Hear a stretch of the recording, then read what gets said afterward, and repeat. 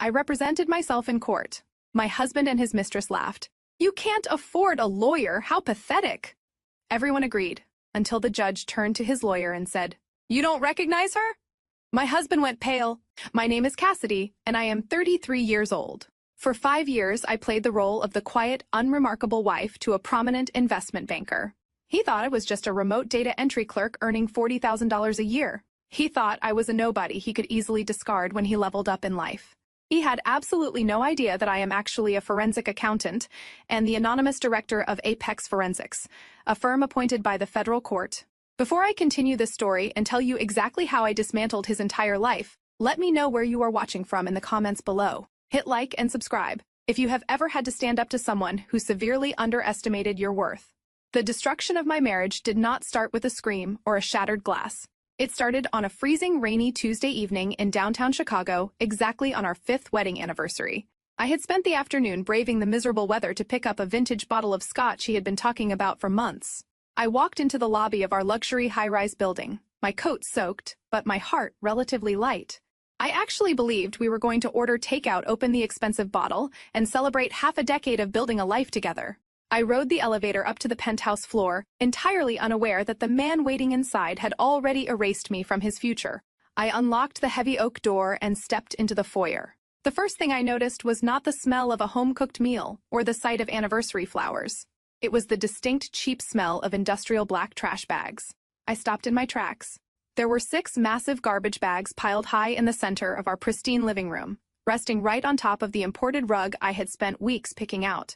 The top of one bag had torn open, revealing a tangle of my sweaters, my favorite winter coat, and the carefully folded blouses I wore for my remote meetings. He had not just packed my belongings, he had literally thrown my life into the garbage.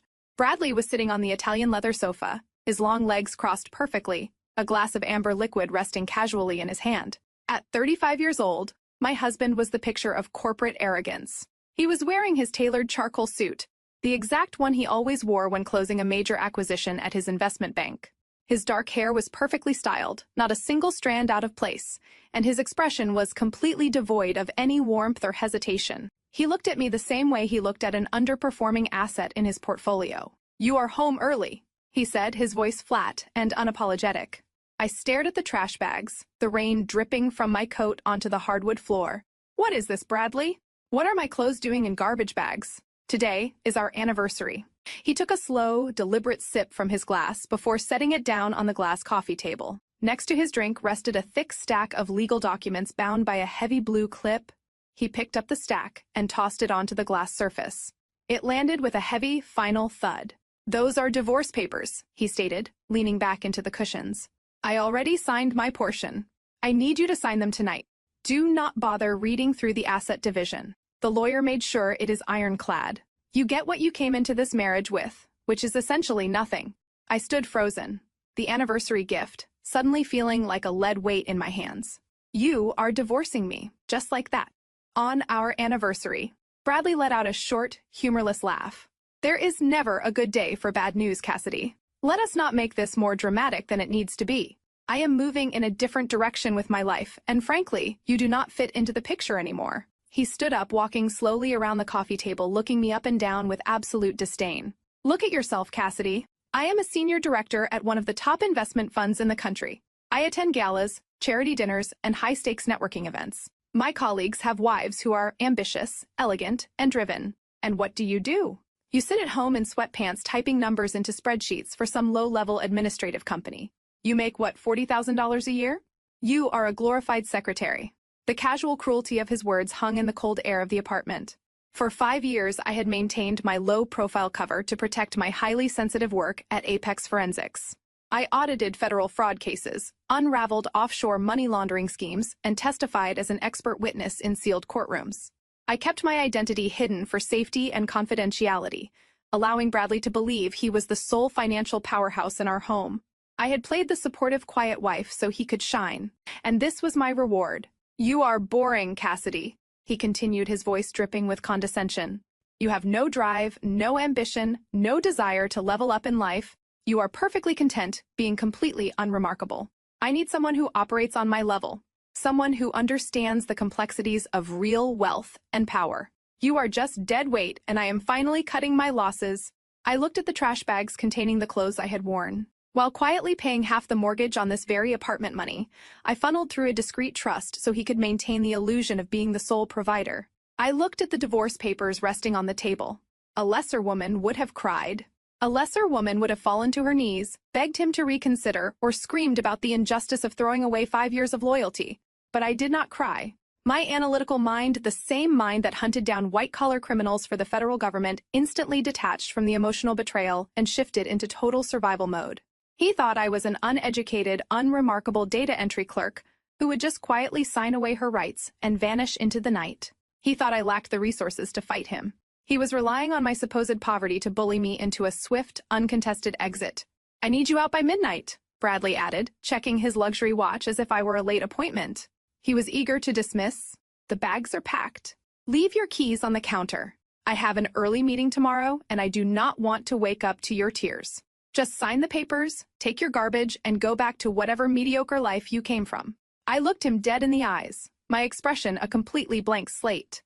I did not raise my voice. I did not show him a single ounce of the rage boiling just beneath my skin. I simply nodded, turned on my heel, and walked out the door, leaving the anniversary gift sitting on the entry table. He had no idea that by kicking me out, he had just invited the most ruthless financial investigator in the country to completely dismantle his entire existence. Before I could even process the absolute audacity of his demand, the soft rhythmic sound of bare feet descending the hardwood spiral staircase broke the silence of the room. I shifted my gaze past my husband. A woman was walking down the steps, trailing her hand along the glass railing with the casual entitlement of someone who already believed she owned the place. She was young, maybe 27, with sleek blonde hair perfectly blown out and a manicured appearance that screamed expensive maintenance. But it was not her youth or her striking features that caught my attention. It was what she was wearing. She was wrapped in my ivory silk robe. Not just any robe, but a custom piece I had commissioned from a boutique in Milan during a solo business trip I had claimed was just a boring data entry seminar.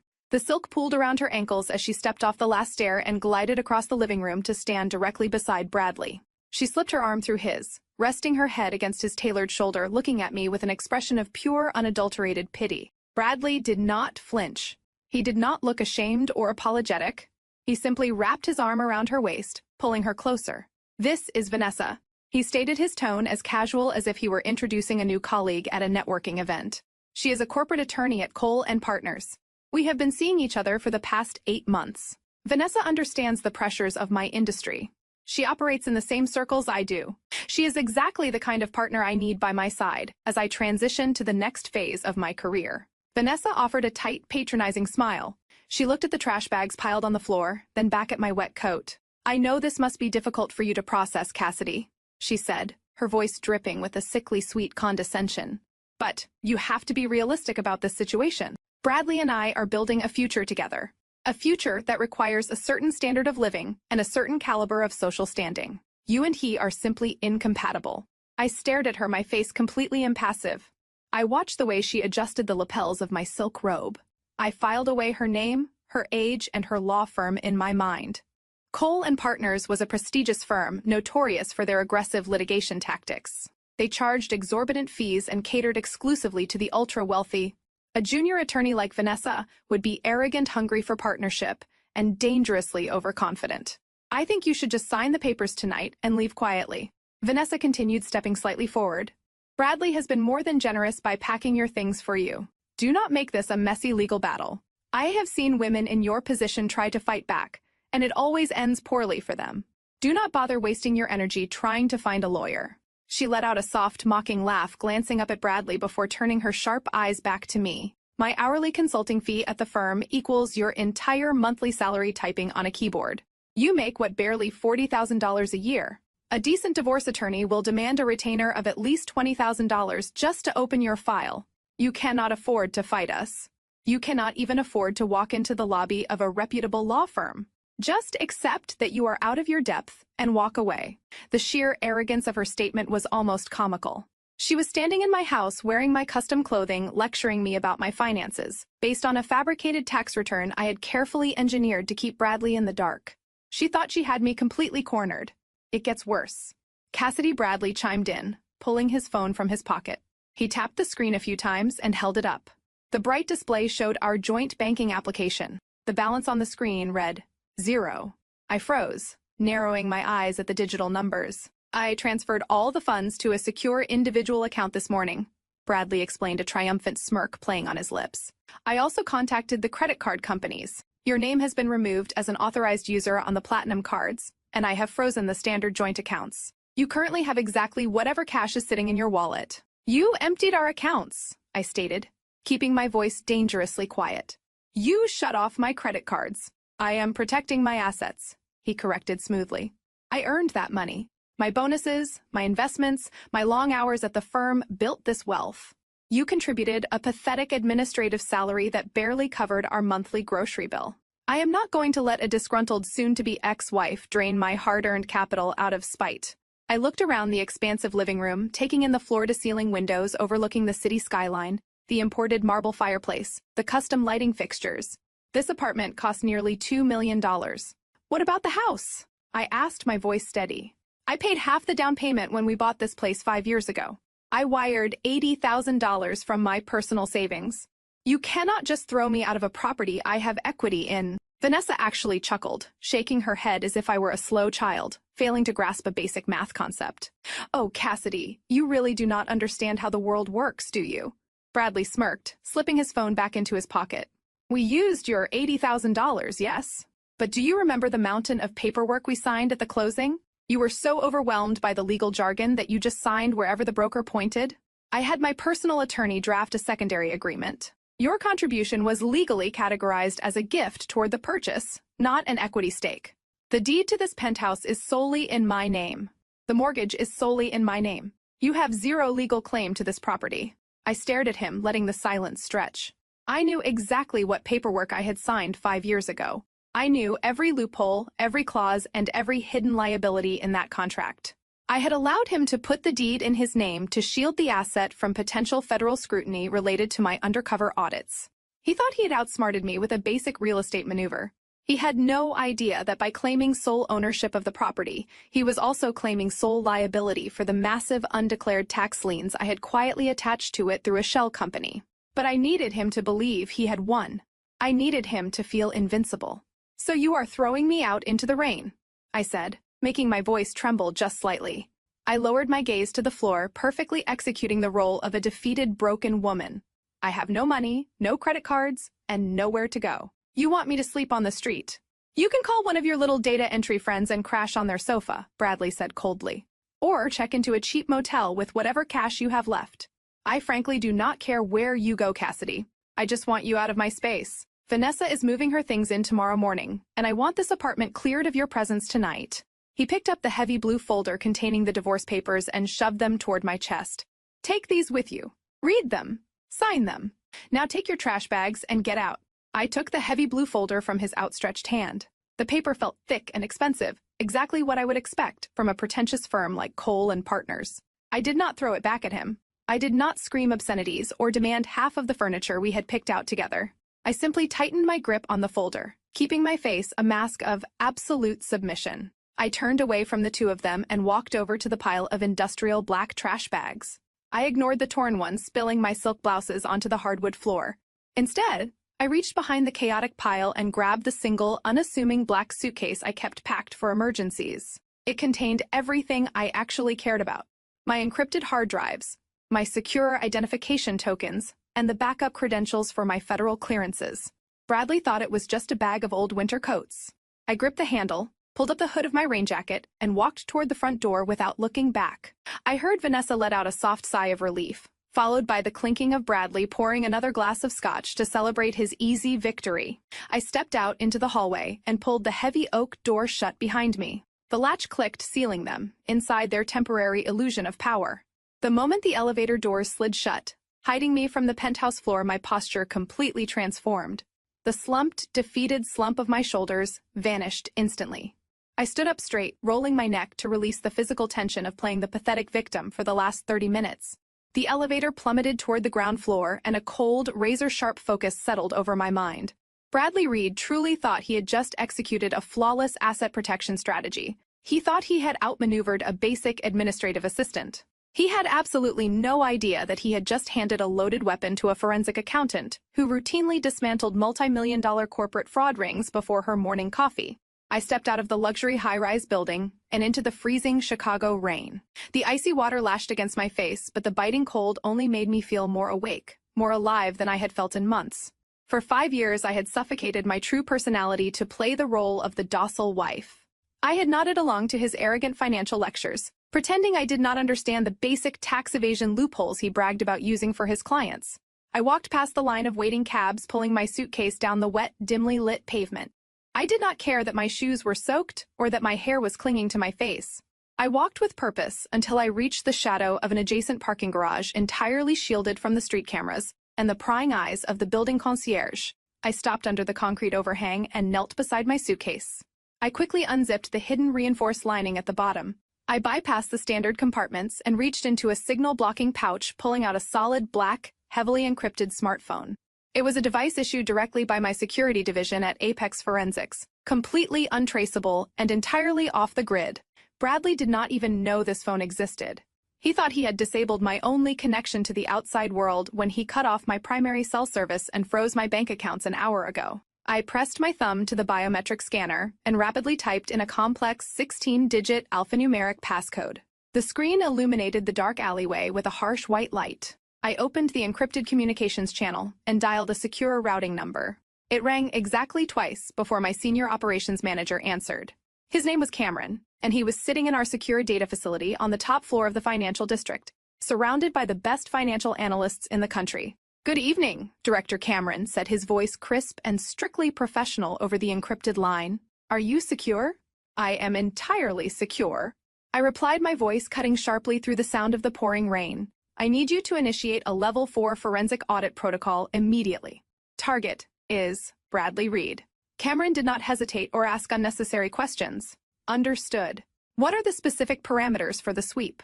I watched the rain wash over the dark pavement, a cold smile finally breaking across my face. "Sweep every single transaction Bradley Reed has made over the past 5 years. Dig into the hidden offshore accounts he manages. Track every single wire transfer he pushed through the Cayman Islands and pull the metadata on his encrypted corporate emails. I want his offshore tax evasion strategies mapped out. I want his corporate embezzlement footprints traced. I want every dirty financial secret he thinks he has buried brought to the surface. I want his entire financial existence dissected down to the last penny." Cameron audibly typed across his mechanical keyboard, the rapid clicking echoing through the phone speaker. "The firewall bypass is initiating now, Director. We are accessing the banking mainframes using our federal oversight authorization. We will have the preliminary data mapped and categorized by morning." "Do we notify the Federal Oversight Committee regarding his ties to the investment fund?" "Not yet," I instructed smoothly, keeping my voice perfectly level. "We gather the ammunition first. I want a complete financial autopsy before we bring the hammer down. Bradley just signed a document claiming all assets as his own to keep them away from me. He thinks he is protecting his wealth, but he just legally claimed sole responsibility for millions of dollars in undeclared offshore funds.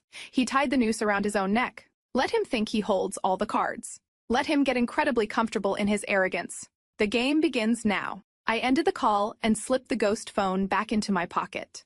The rain continued to pour down on the Chicago streets, washing away the last remaining traces of the naive, subservient wife I had pretended to be. I hailed a passing black car, giving the driver the address to my secure corporate loft downtown, a property Bradley knew absolutely nothing about. I leaned back against the leather seats of the car, watching the city lights blur through the rain-streaked window. My mind was already calculating the next phases of the operation. Bradley had made a fatal error by introducing Vanessa tonight. She was a junior attorney at Cole & Partners, a firm that prided itself on defending wealthy clients with aggressive, often unethical tactics. By bringing her into our apartment and flaunting her as his new partner, he had inadvertently given me the exact connection I needed. Vanessa was not just his mistress. She was his legal shield, helping him route dirty money through shell companies, under the guise of attorney-client privilege. She thought she was untouchable because of her law degree. She had no idea that Apex Forensics specialized in piercing attorney-client privilege when major fraud was involved. They were both so blinded by their own narcissism that they could not see the massive trap they were walking into. I closed the blue folder and rested it on my lap. Tomorrow, I would start playing the role of the desperate, abandoned woman. I would let them push me into a corner, I would let his family mock my apparent poverty. I would let them all dig their graves a little deeper, because when the time came to finally reveal exactly who they were dealing with, I wanted them to have absolutely no way out. 4 days passed before I was forced to step back into their toxic orbit. I had zero intention of engaging with the Reed family ever again, but Bradley had deliberately retained the one item I actually valued. It was a vintage silver locket, the only physical piece of evidence I had left of my biological mother before I entered the foster care system. He knew its immense sentimental value, which meant he knew I would eventually have to come back to retrieve it. I pulled my modest 5-year-old sedan into the sweeping circular driveway of Patricia Reed Opulent's suburban estate. The driveway was already packed with a fleet of high-end luxury vehicles. I parked near the very edge of the property, taking a deep, steadying breath before walking up to the massive custom double doors. The housekeeper let me in, her eyes immediately darting away in obvious discomfort. She knew exactly what I was walking into. The heavy, rich scent of roasted lamb and expensive designer perfume drifted from the formal dining room down the hall. I did not bother taking off my coat. I walked straight down the corridor toward the sound of clinking crystal glasses and boisterous, arrogant laughter. I stopped in the arched doorway of the dining room, framing myself against the heavy mahogany trim. The entire family was gathered for Patricia's mandatory Sunday dinner, a weekly ritual designed solely to stroke her fragile ego. Trent Bradley, older brother at 38, was aggressively pouring himself a heavy second glass of bourbon. His eyes were slightly bloodshot, and his phone vibrated relentlessly on the table next to his plate, a clear sign of the massive underground gambling debts my forensic team had already uncovered. Sitting quietly beside him was his wife, Naomi. She was a stunning African-American woman, with sharp, incredibly observant eyes, dressed in an elegant emerald-sheath dress. Naomi was the only person in this entire family who possessed any actual intelligence, and she was currently watching the room with the quiet, calculating intensity of someone playing a very dangerous game. At the absolute head of the long mahogany table sat Patricia. She was 60 years old, dripping in diamonds, purchased entirely with her late husband. Wealth, her face pulled tight by highly expensive cosmetic procedures. And sitting directly to Patricia right, occupying the exact chair that had been mine for the last 5 consecutive years, was Vanessa. The young attorney wore a tailored designer dress that cost more than the average person made in a month, sipping her wine with a look of extreme self-satisfaction. The loud laughter abruptly died the exact second my sensible scuffed work heels clicked against the hardwood floor. Bradley noticed me first. He leaned back in his chair, draping his arm casually over the back of Vanessa's seat, a cruel smirk forming on his lips. Patricia set down her wineglass with a sharp, deliberate clink that echoed across the quiet room. She did not offer me a seat. She did not ask the staff to fetch me a plate. She simply looked at my plain gray cardigan and practical dark trousers with absolute, unfiltered revulsion. "I am only here for the silver locket Bradley kept," I stated, keeping my voice perfectly even and entirely devoid of any emotion. "Give it to me, and I will leave you to your evening." Patricia let out a high, breathy laugh that grated violently against my ears. "Bradley did not invite you here to fetch your cheap little trinkets, Cassidy. I told him to invite you. I wanted you to come here tonight, so you could see exactly what a proper partner for my son looks like before you try to drag out this divorce with any unnecessary, greedy demands." She gestured grandly toward Vanessa, who smiled with an infuriatingly false sense of modesty, adjusting her posture to look even more regal. "Vanessa is a rising star in the legal world." Patricia continued, her voice ringing off the vaulted ceilings of the dining room. "She comes from a highly respectable background. She understands corporate law, high finance, and the rigorous, demanding nature of Bradley professional circle. We spent 5 long years trying to polish you, Cassidy, but you cannot force a stray dog to become a show horse." I stood perfectly still, letting her words wash over me. I did not clench my fists. I did not let a single tear form in my eyes. I simply stared at her, cataloging every single insult for the day of reckoning that was rapidly approaching. "You grew up bouncing around foster homes with absolutely nothing." Patricia spat, her tone growing increasingly vicious. "You have no pedigree, no ambition, and no class. You sitting at a desk, typing numbers into a computer all day, brings absolutely zero value to the Reed legacy. You are a charity case we tolerated because Bradley felt sorry for you, but he is a managing director now. He is stepping into the elite tier of society." Patricia leaned forward, her eyes narrowing into cold, unforgiving slits. She slammed her hand flat against the mahogany table. "This family needs a brilliant lawyer, not some lowly admin girl." A thick, heavy silence settled over the dining room. Bradley took a slow sip of his wine, clearly relishing the verbal execution his mother was delivering. Trent snickered quietly into his bourbon glass, shaking his head at my apparent pathetic state. Vanessa looked at me with an expression of overwhelming triumph, believing she had secured her place in their wealthy dynasty. They all thought they had completely broken me. They thought bringing up my painful childhood in the foster care system would shatter my confidence and force me to run away in tears. They wanted to remind me of my lowly place in their fabricated social hierarchy. But I was not looking at Patricia, and I was not looking at Bradley. My eyes briefly flicked over to Naomi. The beautiful, sharp-minded woman had not touched her food. She was staring directly at me, her face completely neutral, but her hands were tightly gripping the white cloth napkin in her lap. She was the only one not laughing. She was the only one who recognized that cornering an animal with nothing to lose was a massive, fatal mistake. I finally shifted my gaze back to Patricia. I offered her a slow, terrifyingly calm smile that caused her self-righteous expression to falter for just a fraction of a second. "You are absolutely right, Patricia," I said, my voice dropping an octave, carrying a chilling authority that I normally reserved for hostile witnesses in federal court. "This family is going to need a brilliant lawyer very, very soon." I turned my attention to Bradley, holding my hand out. "The locket? Now." For a brief moment, Bradley looked unsettled by my complete lack of emotional distress. He reached into his suit jacket, pulled out the tarnished silver chain, and tossed it carelessly across the table. It slid across the polished wood and stopped right at the edge. I picked up the necklace, enclosing the cool metal safely in my palm. I did not say another word. I turned on my heel and walked out of the sprawling suburban mansion, leaving them to their arrogant delusions. They had just thrown gasoline onto a fire they could not possibly hope to extinguish. I had barely taken 2 steps toward the arched entryway when a heavy hand clamped down on my shoulder.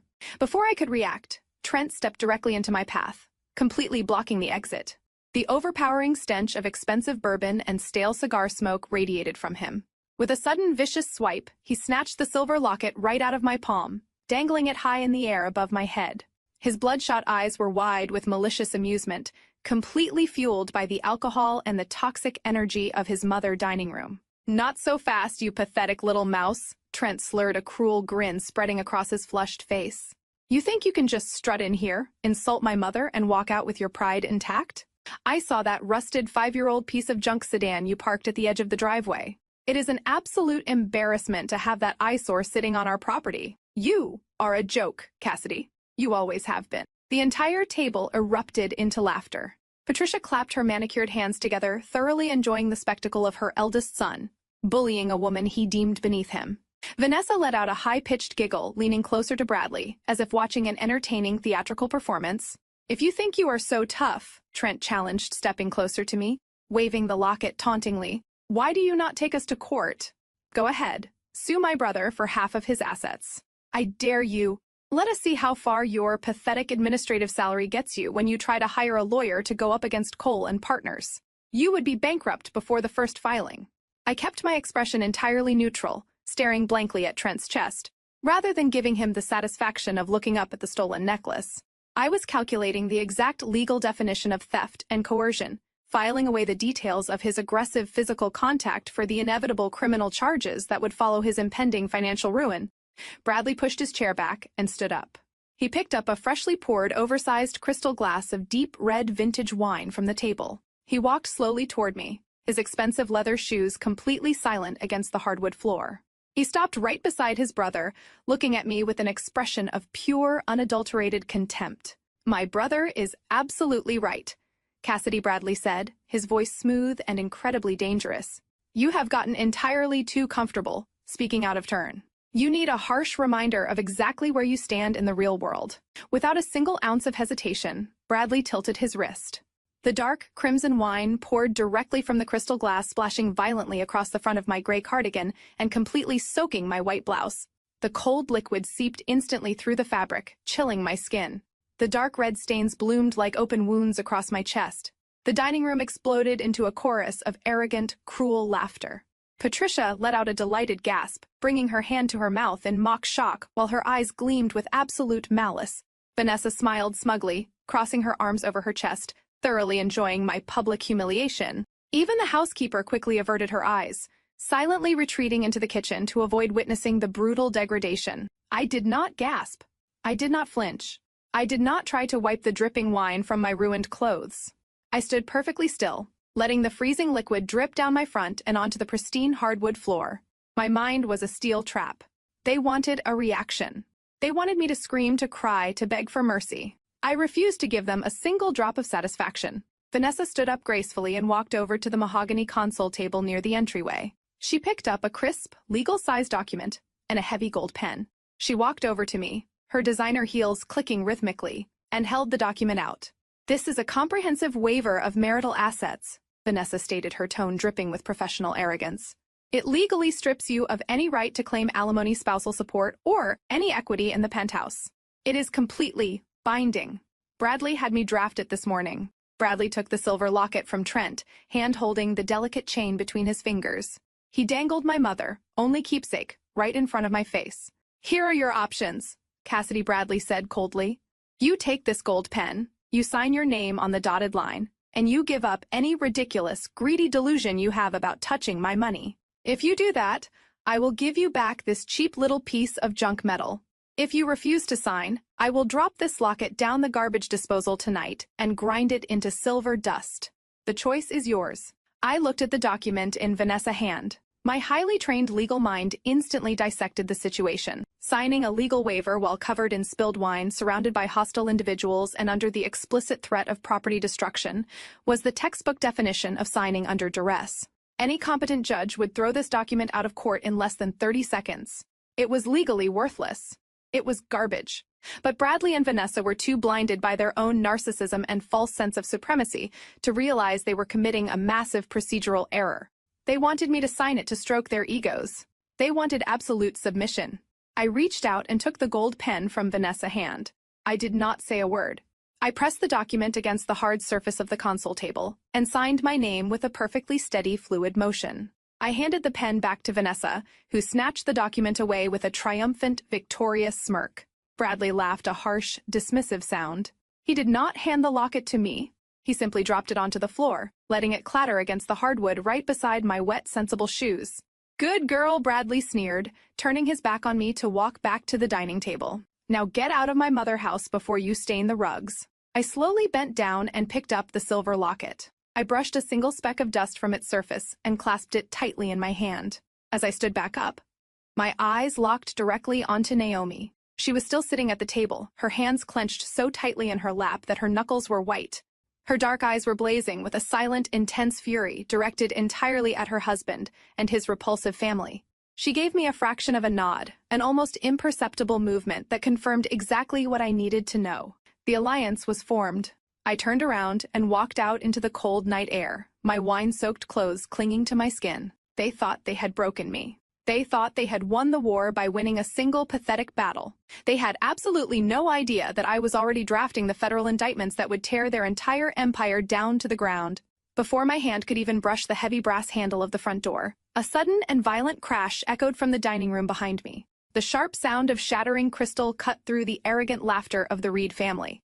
I stopped in my tracks and turned around. Naomi had suddenly knocked over a massive glass water pitcher, sending an absolute tidal wave of ice water cascading across the mahogany table and directly onto Trent's lap. Trent jumped up, cursing loudly, as the freezing water soaked his expensive trousers. Patricia shrieked frantically, pulling her diamond bracelets away from the spreading puddle. In the midst of the engineered chaos, Naomi stumbled backward, her emerald dress swishing as she forcefully grabbed my arm to steady herself. Her fingers dug into my wine-soaked cardigan with an iron grip. "I am so clumsy tonight," Naomi announced, her voice pitched loud enough for the entire room to hear over Trent's aggressive swearing. "Let me help you get that wine stain treated immediately, Cassidy. The kitchen staff has club soda. Come with me right now." Before Patricia could object or Bradley could issue another cruel command, Naomi practically dragged me out of the dining room and pushed me through the house. The heavy swinging doors of the chef kitchen, the thick doors swung shut behind us, instantly cutting off the noise of the chaotic dining room. The kitchen was completely empty. The catering staff had already retreated to the service quarters to avoid Patricia's wrath. The second we were isolated in the gleaming stainless steel room, the clumsy, apologetic facade dropped from Naomi's face entirely. There was no mocking smile.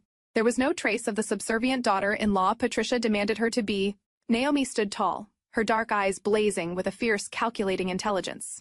She marched over to the industrial sink, grabbed a clean white cloth, and turned on the cold water tap. She shoved the damp cloth into my hands, but she did not step back. She closed the distance between us, lowering her voice to an urgent, razor-sharp whisper. "I know you just signed that garbage waiver to get your mother necklace back," Naomi said, her tone dead serious. "But you need to listen to me very carefully right now. Do not sign a single legal document in front of a real judge. Do not let them bully you into a quick settlement." I looked at her, maintaining my neutral expression, but my forensic mind was instantly on high alert. I wiped the wet cloth across my ruined blouse, waiting for her to continue. Naomi leaned in closer, her eyes darting quickly to the swinging doors to ensure nobody was eavesdropping. "They are bleeding you dry, Cassidy," Naomi whispered fiercely. "They are moving capital faster than you can imagine. I work from home 2 days a week, and I observe everything that happens in this miserable house. Last Tuesday, I saw Bradley receiving secure courier packages. He bypassed his corporate office and had them delivered directly here to Patricia Estate to avoid any digital tracking. I walked past the study and saw the return addresses before Trent shredded the envelopes. They were heavily sealed documents from the Cayman Islands. My heart executed a slow, deliberate beat. The Cayman Islands, the absolute holy grail of offshore tax evasion and corporate money laundering. I had already instructed my team at Apex Forensics to look into his international routing numbers, but having physical confirmation of courier deliveries to his mother's suburban address was a massive operational breakthrough. It meant Bradley was arrogant enough to bring physical paper trails into his personal life. They are hiding major assets. Naomi continued, her voice tight with suppressed rage. Bradley and Vanessa are setting up offshore shell companies. Trent is helping them route the paperwork because he owes massive debts to underground bookies. They are structuring an entire financial labyrinth to force you out of this marriage completely empty-handed. They want you to walk away with nothing while they sit on millions. I kept my face perfectly still, absorbing the tactical intelligence she was handing me. Naomi was a brilliant woman. She was a former human resources executive who had given up her career to marry Trent only to realize she had married into a family of absolute sociopaths. She was trapped in the same gilded cage I had just been thrown out of, but she was entirely awake to their corruption. "Why are you telling me this?" I asked, my voice barely above a breath. "You are married to his brother. If they go down for offshore fraud, Trent goes down with them." Naomi let out a bitter, humorless scoff.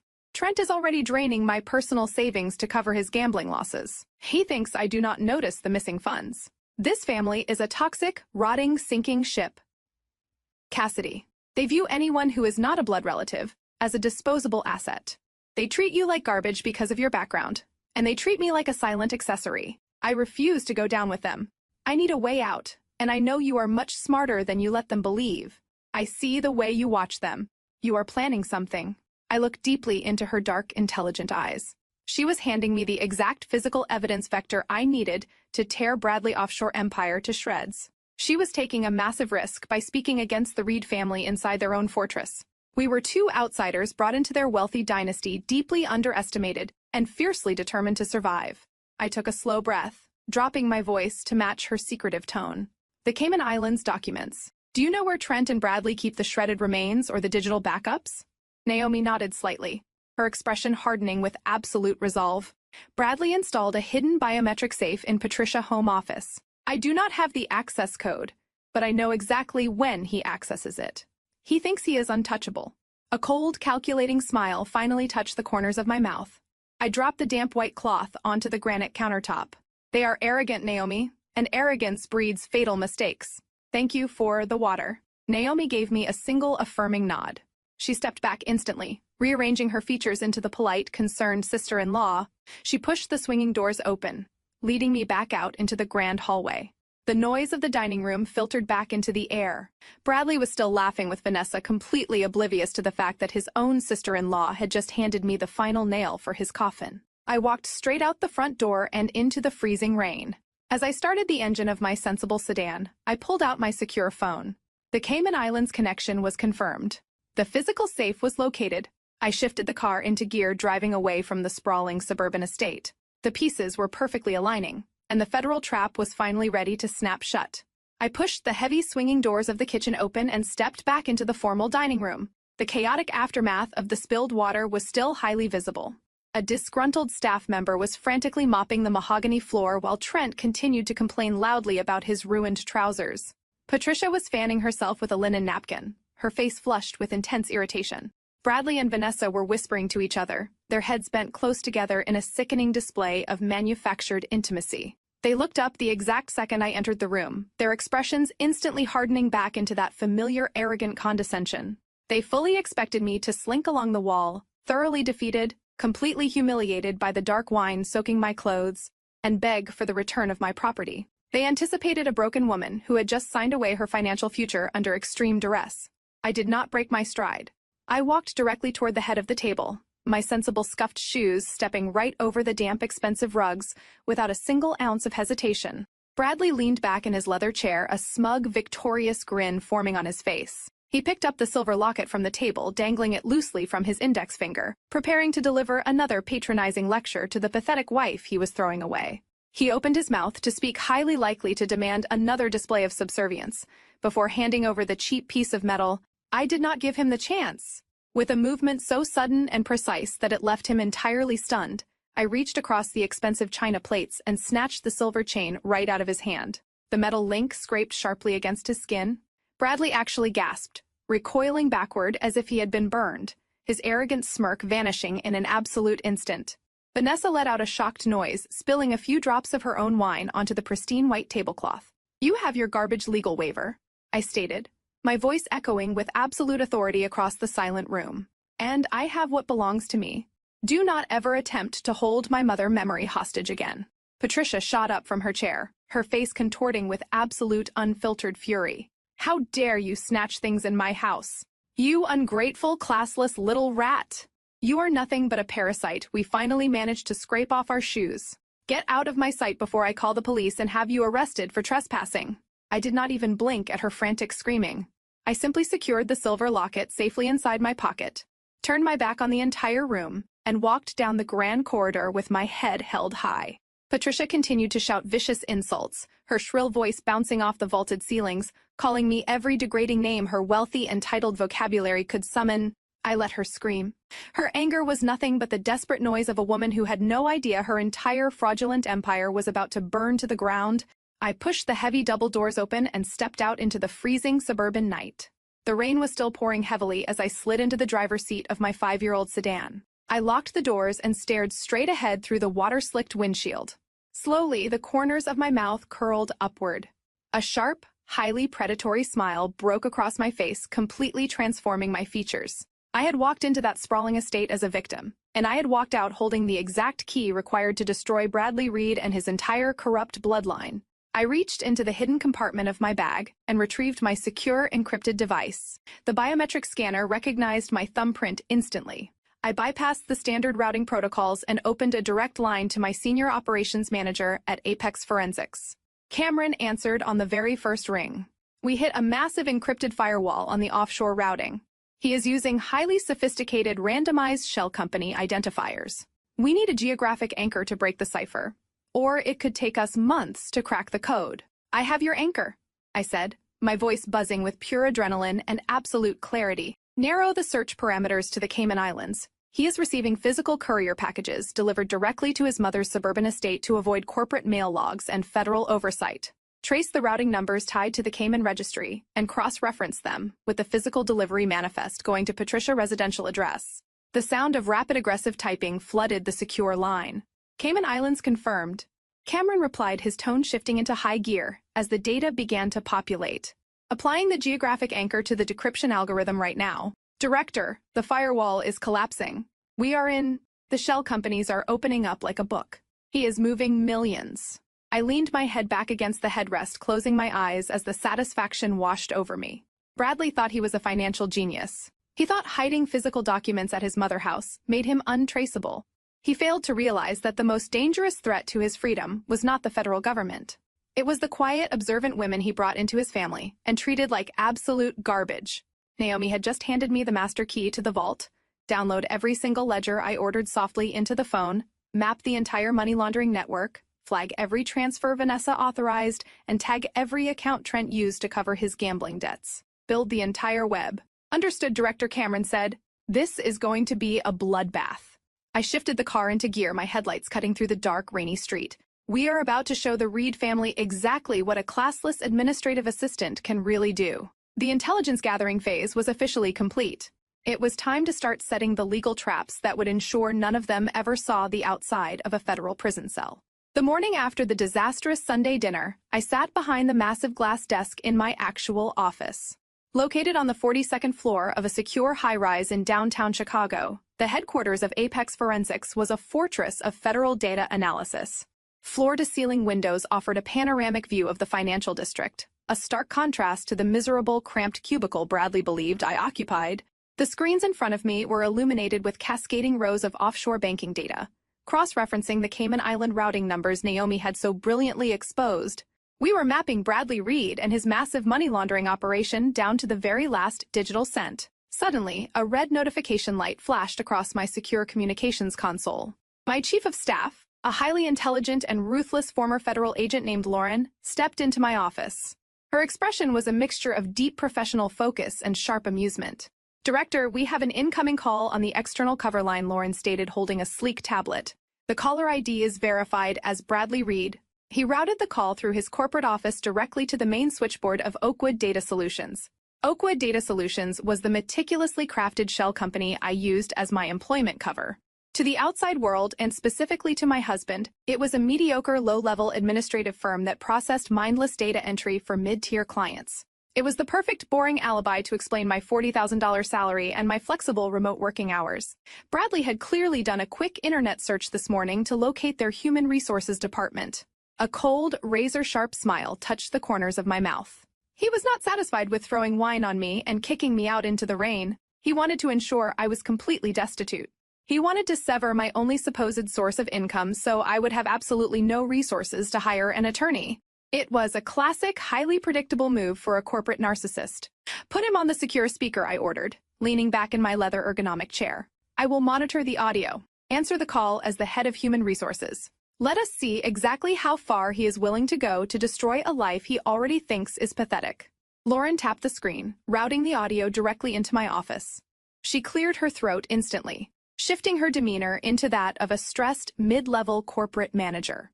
"Oakwood Data Solutions. Human Resources. This is Lauren speaking. How may I help you?" The smooth, heavily polished voice of my husband filled my office. Bradley was using his absolute best investment banker tone. It was the exact voice he used when convincing wealthy clients to hand over their life savings. It dripped with manufactured charm and false sincerity. "Good morning, Lauren Bradley," began, pausing perfectly for dramatic effect. "My name is Bradley Reed. I am the managing director at a major financial institution here in the city. I am calling regarding one of your data entry clerks, Cassidy Reed, or I suppose she might be going by her maiden name now." Lauren feigned a polite, professional curiosity. "Yes, Mr. Reed. Cassidy is one of our remote administrative employees. Is there an emergency we need to be aware of?"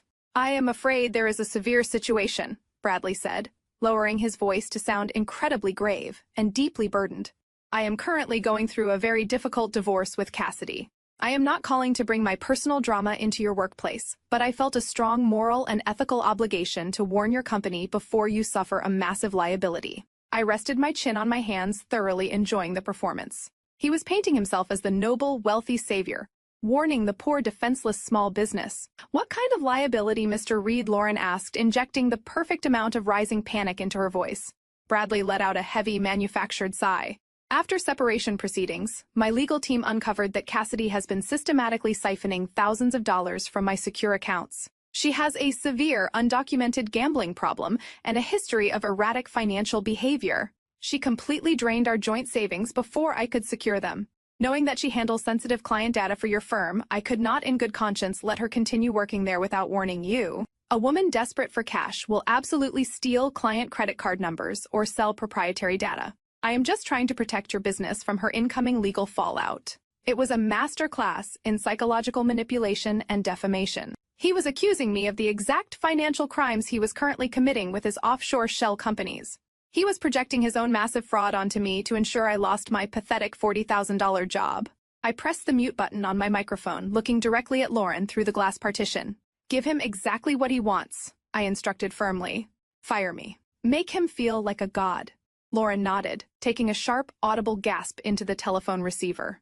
Oh my God, Mr. Reed, this is a severe violation of our corporate security protocols. We cannot have an active liability like this handling our data entry batches. I am absolutely horrified, but I am so incredibly grateful you took the time out of your busy schedule to alert us. We have strict zero-tolerance policies for financial misconduct. I know it is a difficult decision, Bradley replied smoothly, masking the immense greedy satisfaction in his tone. But you have to protect your assets. She is highly unstable. I will process her immediate termination today, Lauren promised, sounding entirely frantic. We will lock her out of our remote servers within the hour. Thank you again, Mr. Reed. You likely just saved our company from a major disaster. You are very welcome, Lauren.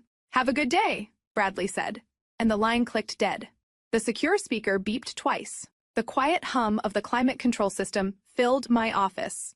Lauren looked at me through the glass, a sharp, brilliant smile breaking across her face. My entire forensic team, who had been monitoring the internal feed, let out a collective icy laugh. Bradley Reed had just successfully bullied a fake human resources manager into firing his wife from a job that did not actually exist. He felt entirely invincible. He thought he had completely isolated me, stripped me of my only income, and guaranteed my absolute ruin. 10 minutes later, the burner phone sitting on my desk vibrated violently. The screen lit up with a new text message. It was from Bradley. I did not even have to unlock the device to read the notification banner displaying his cruel, arrogant words. Just heard the tragic news about your little data entry job, the message read. Such an absolute shame they had to let you go. A homeless, unemployed, pathetic liability. Good luck finding a cardboard box to sleep in tonight. You really are nothing without me. Do not even bother begging for a settlement. You are entirely finished. I picked up the phone, staring at the glowing text. He wanted to break my spirit. He wanted me to feel the crushing weight of absolute poverty and social rejection. He wanted me to crawl back on my hands and knees, begging for the $10,000 settlement his arrogant lawyer had drawn up. I locked the screen and tossed the burner phone carelessly onto the glass desk. I did not reply. Silence was always the most terrifying weapon against a narcissist. I turned my attention back to the massive digital displays illuminating my office. The offshore routing numbers from the Cayman Islands were finally finalizing their decryption sequences. The names he used to launder millions of dollars were popping up on my screen, complete with digital signatures and time-stamped wire transfers. Bradley thought he had just destroyed my life. He had absolutely no idea that while he was busy playing petty office politics, I was actively drafting the federal indictments that would seize his entire investment portfolio, freeze his offshore assets, and guarantee he spent the next 20 years of his life in a federal penitentiary. The trap was set perfectly. It was time to invite him to the final mediation and hand him the pen that would sign away his freedom. I walked into the sprawling glass-enclosed lobby of Cole and Partners exactly on time. I deliberately wore the same gray cardigan from the Sunday dinner, carefully washed but visibly worn, paired with scuffed flat shoes and a cheap canvas tote bag. I needed to look like a woman who had spent the last week sleeping on a friend's sofa and crying over her lost administrative job. Deceptionist. A woman dripping in designer labels looked at me with undisguised disdain before directing me to Conference Room A on the 50th floor. I kept my head down and my shoulders slumped, playing the role of the utterly defeated wife to absolute perfection. The conference room was an intimidating display of corporate wealth designed to psychologically crush anyone who walked through the door. A massive mahogany table dominated the space, surrounded by floor-to-ceiling windows offering a sweeping, vertigo-inducing view of the city. Sitting on the opposite side of the table was my husband Bradley, looking effortlessly arrogant in a navy-tailored suit. Beside him sat Vanessa, holding a sleek tablet and wearing a triumphant, predatory smirk. And at the exact head of the table sat Jonathan Cole. He was a senior partner whose reputation for ruthlessly dismantling spouses in high-asset divorces was legendary in the city. He wore a custom watch that cost more than my supposed annual salary and looked at me as if I were a mild, unpleasant inconvenience he had to squash before his afternoon golf game. You brought no legal representation to this mediation, Mrs. Reed, Jonathan Cole stated. His voice was a deep, resonant boom, heavily practiced and designed solely to intimidate opposing counsel. He did not offer me a seat. He did not offer a professional handshake. He simply folded his manicured hands on the polished wood and stared me down.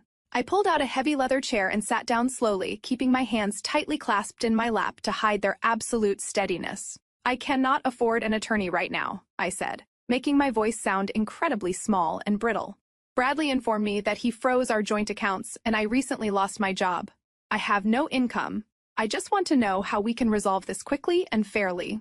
Bradley actually chuckled out loud, exchanging a highly amused, knowing glance with Vanessa. Jonathan Cole did not smile. Instead, he slid a thin, single-page document across the expansive mahogany table. It came to rest right in front of my cheap canvas bag. Fair is a highly subjective term in a court of law, Cassidy Cole said smoothly, leaning forward to dominate my physical space. However, my client is a profoundly generous man. Despite the fact that you contributed virtually nothing of monetary value to this 5-year union, Bradley is willing to offer you a one-time lump sum settlement of $10,000. This is a courtesy payment, a charitable donation to help you secure a small apartment in a lower-income neighborhood and get back on your feet. $10,000. I stared at the crisp, white paper, letting my eyes widen in manufactured shock. Bradley had just routed $4 million through a shell company in the Cayman Islands yesterday morning, and he was offering me a taxable $10,000 buyout. It was so profoundly insulting that I almost broke character to laugh right in his face. Instead, I let my lower lip tremble visibly. But I put $80,000 of my own life savings into the down payment for the penthouse. I protested weakly, letting a note of rising panic slip into my tone. And $10,000 will barely cover first and last month's rent. I have nothing else. Vanessa leaned forward, taking over the psychological assault with aggressive, youthful enthusiasm. She clearly wanted to impress her senior partner by destroying me. You do not understand how the legal system operates, Cassidy. That $80,000 was legally classified as a non-refundable gift under the secondary addendum you signed 5 years ago. If you refuse this incredibly generous offer and attempt to take Bradley to court, you will be utterly destroyed. We will file immediate motions for summary judgment. We will bury you in the discovery phase. Do you have any idea what it costs to compel financial disclosures in a contested divorce? Jonathan Cole nodded seamlessly, backing up his junior associate to create a united wall of intimidation. You are looking at a minimum retainer of $25,000 just to get a competent family law attorney to return your phone call. The exact moment you file a petition, we will countersue for legal fees due to frivolous litigation. We will demand a full forensic accounting of your personal expenses, which will cost another $30,000 that the judge will force you to pay when you lose. You are currently unemployed. You are completely broke. If you walk into a courtroom against this firm, you will not just walk out with nothing. You will walk out owing us hundreds of thousands of dollars in legal debt. You will be paying off this divorce for the rest of your natural life. I sat in silence, listening to them barrage me with legal terminology. My internal forensic mind was rapidly analyzing every single threat. They were actively utilizing predatory intimidation tactics, banking entirely on my supposed ignorance. They assumed terms like summary judgment and discovery phase would terrify an uneducated data entry clerk into immediate submission. They were gaslighting me, maliciously manipulating the financial reality of the legal system to force a rapid, uncontested signature. It was a blatant violation of ethical conduct, and Jonathan Cole was risking his entire senior partnership by participating in such a transparently coercive mediation. Take the $10,000, Cassidy Bradley said, leaning back and casually inspecting his fingernails. It is $10,000 more than you actually deserve. Take the check, sign the waiver, and disappear from my city. If you choose to be stubborn and fight me, I will personally make sure you never recover financially. I will ruin you so completely that you will regret the day you ever met me. I looked down at the document, letting a single carefully produced tear fall onto the polished mahogany table. I reached into my cheap canvas bag and pulled out a standard ballpoint pen. I let my hand shake visibly as I hovered the pen over the signature line. Cole, Vanessa, and Bradley all leaned forward slightly, their eyes gleaming with predatory anticipation. The trap was set perfectly. They thought they were seconds away from a total devastating victory. They had absolutely no idea I was about to ask for the one specific document that would send every single one of them to federal prison. I let the standard ballpoint pen slip from my trembling fingers. It clattered loudly against the polished mahogany table, rolling to a stop right next to their insulting $10,000 settlement offer. I squeezed my eyes shut, buried my face in my hands, and let my shoulders heave with loud, ragged sobs. The sound of my manufactured despair echoed violently in the cavernous, soundproofed conference room. It was an absolutely flawless performance. I channeled every single ounce of the stress, exhaustion, and betrayal from the past week into this singular theatrical display of total heartbreak. Oh, for God's sake, Cassidy! Bradley groaned, his voice dripping with intense irritation and profound disgust. Pull yourself together. You are acting like a child. Vanessa let out a dramatic, exasperated sigh, crossing her arms over her chest and rolling her eyes at the ceiling. Jonathan Cole simply tapped his expensive custom watch, clearly annoyed that my emotional breakdown was cutting into his highly valuable billable hours. I gasped, pulling my hands away from my face and looking at Bradley with wide, tear-filled eyes. I just cannot believe 5 years meant absolutely nothing to you. I supported you. I stayed out of your way. I gave you everything, and you just replace me and throw me out into the rain like garbage. Mrs. Reed. Jonathan Cole interrupted, his deep voice carrying a tone of absolute boredom. Emotional displays will not increase the financial settlement offer currently on the table. My client has drawn a firm line. You need to sign the waiver. I reached into my pocket and pulled out a crumpled, cheap paper tissue.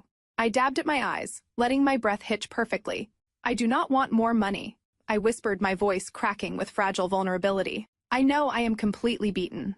You have all the power, Bradley. You have the aggressive lawyers. You have the penthouse. You have the wealth. I just have a meaningless desk job that I lost because you decided to ruin my life. I have absolutely nothing left to fight you with. I know I cannot afford to take you to court. Bradley leaned back in his leather chair, a slow, incredibly self-satisfied smile spreading across his handsome face. He loved hearing me admit defeat. He fed on the absolute submission in my voice. Then pick up the pen and sign the document, Cassidy. Bradley said smoothly. Take the $10,000 and walk away. I sniffled, looking down at my lap. I will sign it, I said softly. I will take your settlement, and I will disappear from your life completely today. But I just need one thing from you first, just for my own peace of mind. Jonathan Cole immediately narrowed his eyes, his predatory legal instincts flaring up. We are not negotiating any additional terms, Mrs. Reed. I slowly reached into my faded, cheap canvas tote bag. My fingers brushed past the heavy signal-blocking pouch that contained my encrypted federal ghost phone. I ignored it and found the single crisp document I had printed earlier that morning. I pulled it out with deliberately shaking hands and slid it across the expansive mahogany table, pushing it right next to their settlement offer. It was a standard boilerplate affidavit of financial disclosure. I had intentionally printed it on cheap, low-grade copy paper, making it look exactly like a generic form a desperate, uneducated woman would download for free from a public library computer. What is this trash? Vanessa demanded, leaning forward to inspect the paper with pure, unfiltered disdain. It is just a standard disclosure form, I said, wiping another fake tear from my cheek and looking at Bradley with an expression of pathetic desperation. I printed it out this morning. I just need emotional closure, Bradley. I need to know that my entire marriage was not a complete financial lie. I just need you to sign this swearing under oath that you have not hidden any other money from me, that you truly only have your corporate salary, the penthouse, the cars, and the joint savings you already emptied. I let my voice drop to a pleading, naive whisper. Just swear to me on paper that there are no secret accounts, no hidden millions tucked away somewhere. If you just sign this proving you are telling the truth about your assets, I will sign your settlement right now. I will take the $10,000, and you will never have to see my face ever again. Jonathan Cole immediately reached out and snatched the paper from the table. He scanned the text with his sharp eyes, his jaw tightening. My client is under absolutely no obligation to sign an arbitrary document provided by an unrepresented opposing party. We will not be signing this, Bradley. But Bradley was not looking at his senior counsel. He was looking directly at me. He saw a broken, pathetic, hysterical woman who simply needed a tiny, completely meaningless concession to surrender her entire life. He saw an incredibly easy way out that avoided months of highly annoying, drawn-out legal paperwork. Let me see it, Jonathan Bradley commanded, extending his hand toward the older lawyer. Bradley, as your retained counsel, I strongly advise against signing any legal document that my firm did not personally draft. Cole warned, his voice low and serious. Bradley arrogantly snatched the paper out of Cole's hand anyway. It is just a generic internet disclosure form, Jonathan Bradley scoffed, glancing carelessly over the cheap paper. She is just being overly emotional and needs a piece of paper to make her feel better about walking away with absolute pocket change. She genuinely thinks I am hoarding some massive secret fortune like a movie villain. He laughed, a cruel, echoing sound that filled the room. Look at her, Jonathan. She is completely broken. If my signature on this useless piece of paper gets her out of my life today, without a lengthy court battle, I am signing it. Vanessa leaned over Bradley's shoulder, peering at the document. She wanted to prove her worth to the senior partner, completely missing the massive federal trap hidden beneath the mundane legal formatting. It is just standard boilerplate language, Vanessa whispered confidently, confirming her boyfriend's arrogant assumption. It just affirms his current declared visible assets. It has no real teeth. It gets her out of our hair today. I kept my head down, staring intently at my lap, biting the inside of my cheek so hard, I tasted metallic copper just to prevent a victorious, predatory smile from breaking through my facade. They were so utterly blinded by their own superiority and classism. They thought I was a naive, heartbroken wife, begging for a scrap of emotional closure. They had absolutely no comprehension of the forensic nightmare they were actively walking into. The affidavit of financial disclosure was not just a piece of paper. It was a legally binding document sworn under penalty of perjury. By signing it, Bradley was legally swearing to the federal government that he possessed no other financial assets. He was deliberately omitting the $4 million actively sitting in his Cayman Island shell companies, the exact accounts my team at Apex Forensics had already mapped and verified. The second he put his signature on that line, it ceased to be a messy civil divorce dispute. It became a highly documented, undeniable federal crime. Bradley picked up the heavy gold pen from the table. I held my breath, playing the role of the shattered victim, while the forensic accountant inside me watched the executioner raise the axe over his own head. Jonathan Cole made one final desperate attempt to assert his authority as senior counsel. He reached his hand across the expansive mahogany table, his heavy gold cufflinks catching the harsh overhead light, trying to physically pull the cheap piece of paper away from his arrogant client. "I am explicitly advising you against this," Bradley Cole warned, his deep voice dropping to a dangerous, rigid register. "You do not sign unverified financial disclosures in a divorce mediation. We have a highly structured legal strategy. Do not deviate from it just to satisfy her emotional demands." Bradley did not even look at his lawyer. He simply pulled the document entirely out of Cole's reach, flattening it onto the table with a sharp, dismissive slap of his hand. Bradley possessed the exact kind of blind, impenetrable arrogance that destroyed empires. He paid Jonathan Cole a massive retainer, which meant he viewed the brilliant litigator not as a trusted advisor but as a highly paid servant. In Bradley's mind, he was the smartest man in every single room he entered.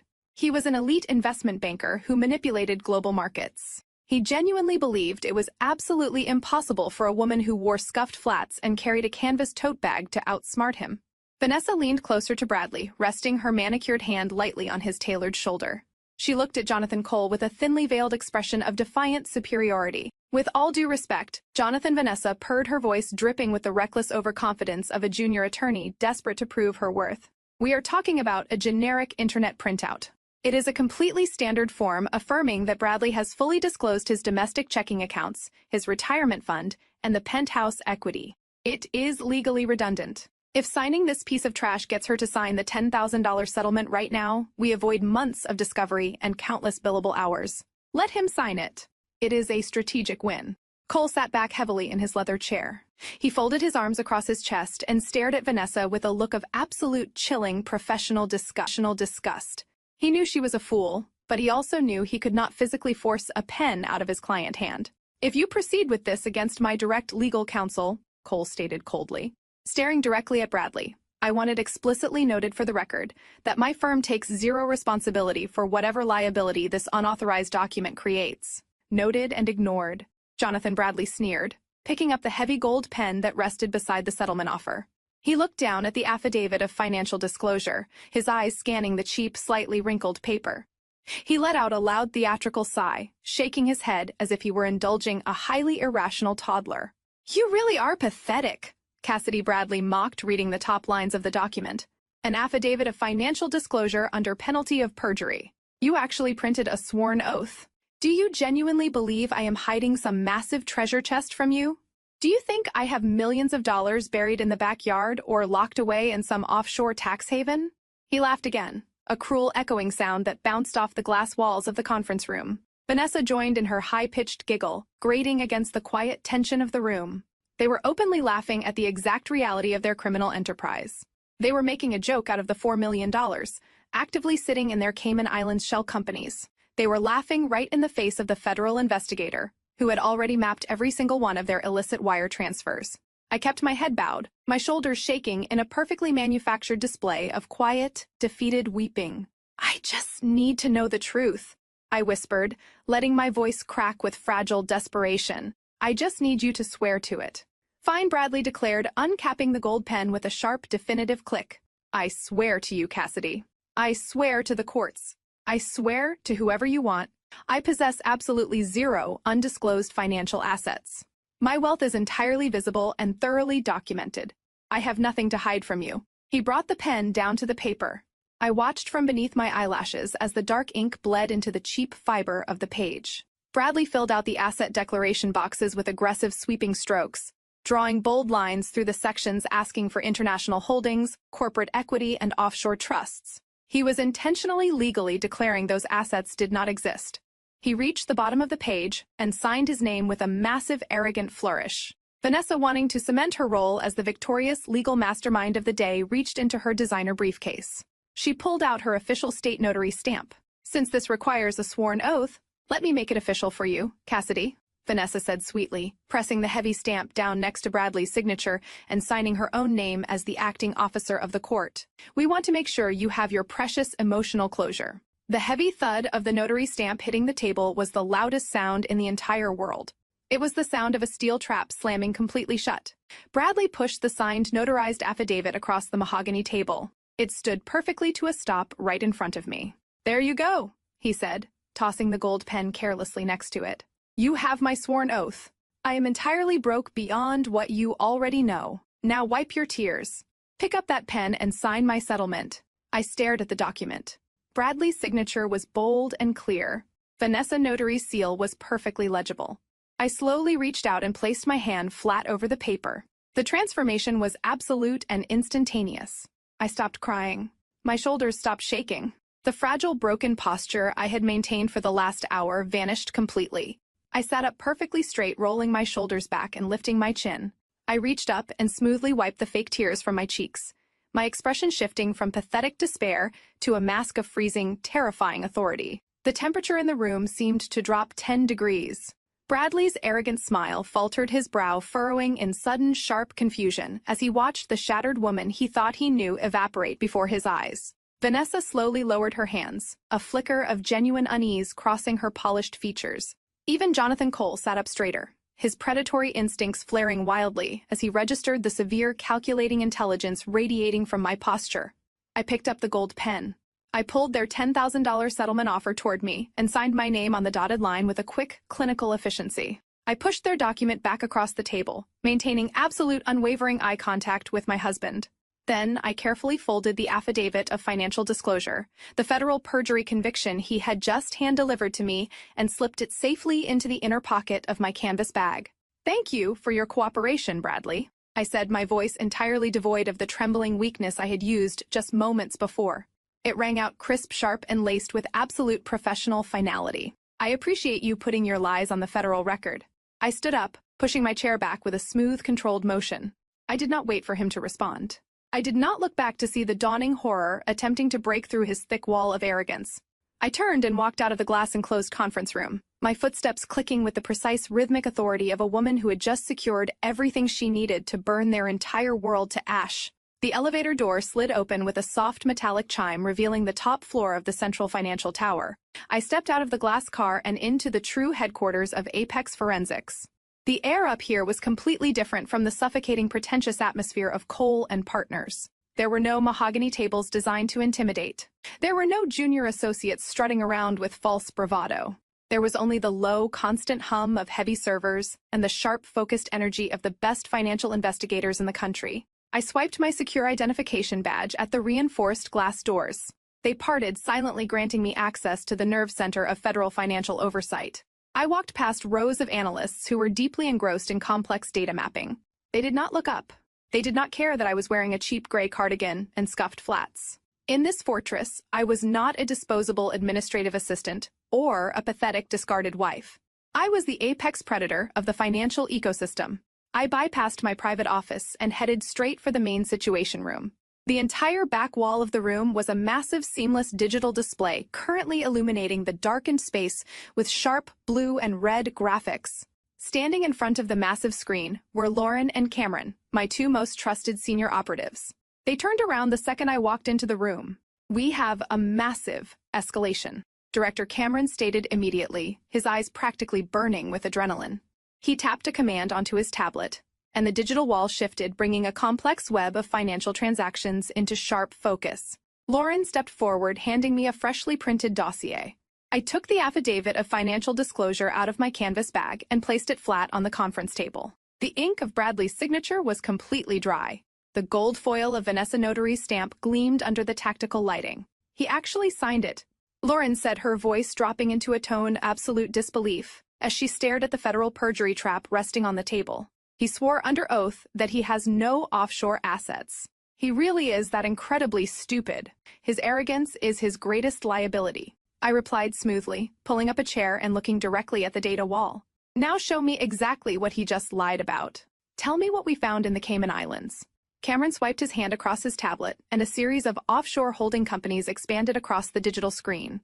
You told us to look for hidden marital assets. You told us to find the $4 million he siphoned out of your joint portfolio. We found that money within the first hour of bypassing his encrypted firewall. But when we traced the routing numbers attached to the physical courier packages delivered to Patricia's suburban estate, we triggered a massive anomaly. Cameron highlighted a specific cluster of offshore accounts. Bradley is not just hiding his personal wealth from you, Cassidy. He is actively running a highly sophisticated international money laundering syndicate directly through his investment bank. I sat perfectly still. The magnitude of the revelations settled over me like a heavy, freezing blanket. A cheating husband hiding assets in a divorce was a standard everyday civil dispute. An investment banker running a global money laundering syndicate was a major federal crime that carried decades in prison. Walk me through the exact mechanics of the operation. I ordered, my forensic mind immediately shifting into maximum gear. How is he placing the dirty capital? Lauren pulled up a secondary screen detailing corporate wire transfers. He is using a classic layering technique, but with a highly modern legal shield. Bradley wealthy clients have massive amounts of undocumented illicit cash. They need that money cleaned and integrated into the legitimate market, so they hire a specific law firm to represent them for fabricated corporate consulting services. I narrowed my eyes, instantly connecting the dots. Cole and Partners. Exactly. Lauren confirmed, tapping the screen to highlight Vanessa's name. Vanessa is not just his young, naive mistress. She is the legal architect of the entire laundering cycle. She drafts completely fraudulent consulting contracts between the dirty clients and dummy corporations set up in the Cayman Islands. Because she is a licensed attorney, she claims attorney-client privilege over all the financial communications, creating a massive legal wall that prevents standard auditors from looking too closely at the invoices. And the integration phase, I asked, watching the red lines connect the Cayman accounts back to Chicago. That is where Bradley steps in, Cameron explained. Once the dirty money is safely parked in the Cayman shell, companies Bradley uses his position as a managing director at the investment bank to officially authorize massive capital injections. He brings the laundered money back into the United States as clean foreign investment capital. He puts the money into legitimate hedge funds, taking a massive unreported commission fee for himself and Vanessa on every single transaction. They are cleaning tens of millions of dollars for corrupt corporate entities. I stood up from the table and walked closer to the digital wall, my eyes tracing the undeniable digital footprint of their massive criminal conspiracy. They thought they were completely untouchable. Vanessa believed her law degree provided an impenetrable shield of privilege. Bradley believed his elite status at the bank insulated him from suspicion. They thought they could throw me away like garbage, completely unaware that I had the exact federal authority required to shatter their entire operation. Attorney-client privilege is entirely voided under the crime-fraud exception, I stated coldly, my voice echoing in the quiet situation room. If an attorney actively participates in the commission of a crime, their legal shield completely evaporates. Vanessa just destroyed her entire career. I turned around, looking back at the cheap standard piece of paper resting on the conference table, and Bradley just handed us the final nail for his coffin. By signing that affidavit today, he legally swore to the federal government that he has no connection to those Cayman accounts. When we present the offshore ledgers, proving he controls those exact shell companies, he cannot claim it was a simple accounting error. He committed blatant documented perjury to hide a money laundering syndicate. It elevates the entire case to a federal RICO violation. We have the complete digital trail, Director Cameron said, his expression completely serious. But digital evidence of this magnitude requires physical verification to secure immediate federal arrest warrants without a lengthy grand jury process. We need the encryption keys. We need the physical ledgers he keeps locked away. I crossed my arms over my chest, a slow, predatory smile finally breaking across my face. I thought about the luxurious suburban estate. I thought about the vicious, arrogant woman who had humiliated me at the Sunday dinner table. And then I thought about the brilliant, fiercely observant African-American woman who had deliberately spilled a pitcher of ice water just to hand me the keys to the kingdom. We know exactly where the physical evidence is located, I said smoothly. Bradley keeps a hidden biometric safe inside Patricia's home office. He assumes nobody in that house is smart enough to understand what he is doing. I picked up my secure mobile device from the table. The digital puzzle was solved. Now it was time to execute the physical raid. I needed to get inside that suburban fortress, and I knew exactly who was going to open the door for me.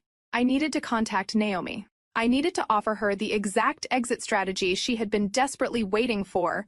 The meeting took place at a dimly lit high-end botanical cafe on the absolute edge of the city limits, far away from the pretentious downtown spots the Reed family frequented. I arrived 15 minutes early, wearing a sharp, tailored black trench coat that commanded immediate respect. The oversized gray cardigan and the scuffed flats were gone. I was no longer playing the role of the defeated, discarded wife. I secured a secluded, corner booth shielded by heavy tropical foliage, sipping a black espresso and waiting for the only woman in the Reed dynasty who possessed an actual spine. Naomi walked through the glass doors exactly on time. She wore a flawless, camel-colored wool coat over dark slacks, her posture radiating the kind of effortless, regal authority that Patricia Reed could only dream of buying. Naomi scanned the room with sharp, calculating eyes, spotting me instantly. She did not look surprised by my sudden upgrade in attire or the predatory, confident way I was sitting. She simply slid into the leather booth opposite me, setting her designer handbag onto the table with a soft, deliberate thud. "You clean up incredibly well," Cassidy Naomi said smoothly, her dark eyes flashing with a profound, knowing intelligence. "I always suspected you were hiding a massive amount of fire beneath that pathetic administrative disguise. And I always knew you were the smartest person sitting at that miserable dining table," I replied, matching her calm, razor-sharp tone. "Thank you for the pitcher ice water. You handed me the exact geographic anchor I needed to map Bradley's entire financial existence." Naomi did not smile. She leaned forward, crossing her arms over the polished table. Her expression was entirely devoid of any casual pleasantries. "If you are mapping Bradley offshore accounts, then you already know he is running a massive corporate laundering syndicate. But you do not have the complete picture yet. You only see the capital moving across the international borders. You do not see the domestic rot happening right inside our own homes." I kept my gaze locked on hers, signaling her to continue. In the world of forensic accounting, the most devastating evidence always came from the insiders who had finally been pushed past their breaking point. "Trent is not just a pathetic alcoholic losing his allowance to local bookies," Naomi stated, her voice dropping to a low, furious register. "He is deeply embedded in Bradley financial crimes. Bradley needed a domestic proxy to clean the cash before routing it to the Cayman Islands. Trent has been using his connections at high-stakes underground casinos to wash the physical currency for Bradley elite clients. He takes the dirty cash, runs it through the gambling syndicates, and transfers the clean casino payouts directly into the shell companies Vanessa established." My mind rapidly processed the tactical intelligence. It was a classic, highly effective layering technique. Using underground gambling rings provided the perfect smokescreen for massive cash deposits.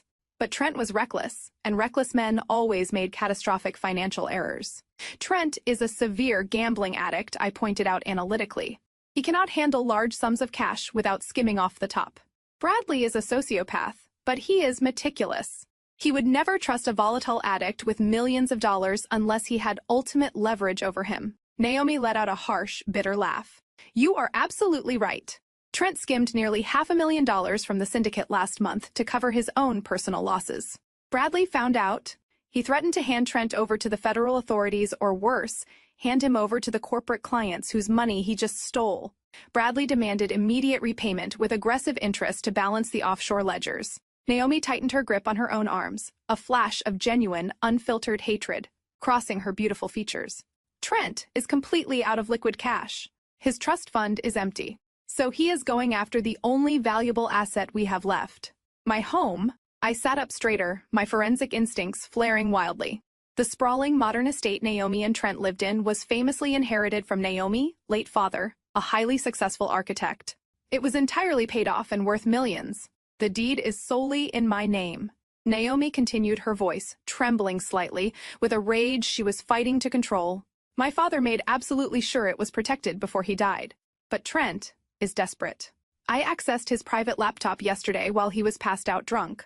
He has been working with a fraudulent notary, highly likely a contact provided by Vanessa, to forge my signature on a massive home equity loan. He is actively preparing to leverage my family home to the maximum limit. He plans to take the cash wire it directly into Bradley offshore fund to cover his stolen debt and leave me completely bankrupted and homeless. When the bank eventually forecloses, the sheer absolute depravity of the Reed brothers was staggering. They were not just stealing from faceless corporate entities.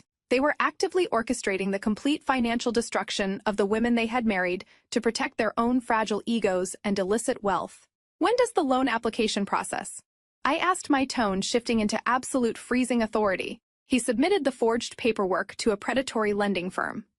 Yesterday morning, Naomi answered, pulling a folded stack of printed emails from her handbag and sliding them across the table. They are expediting the approval. The funds are scheduled to disperse into a joint account in less than 48 hours.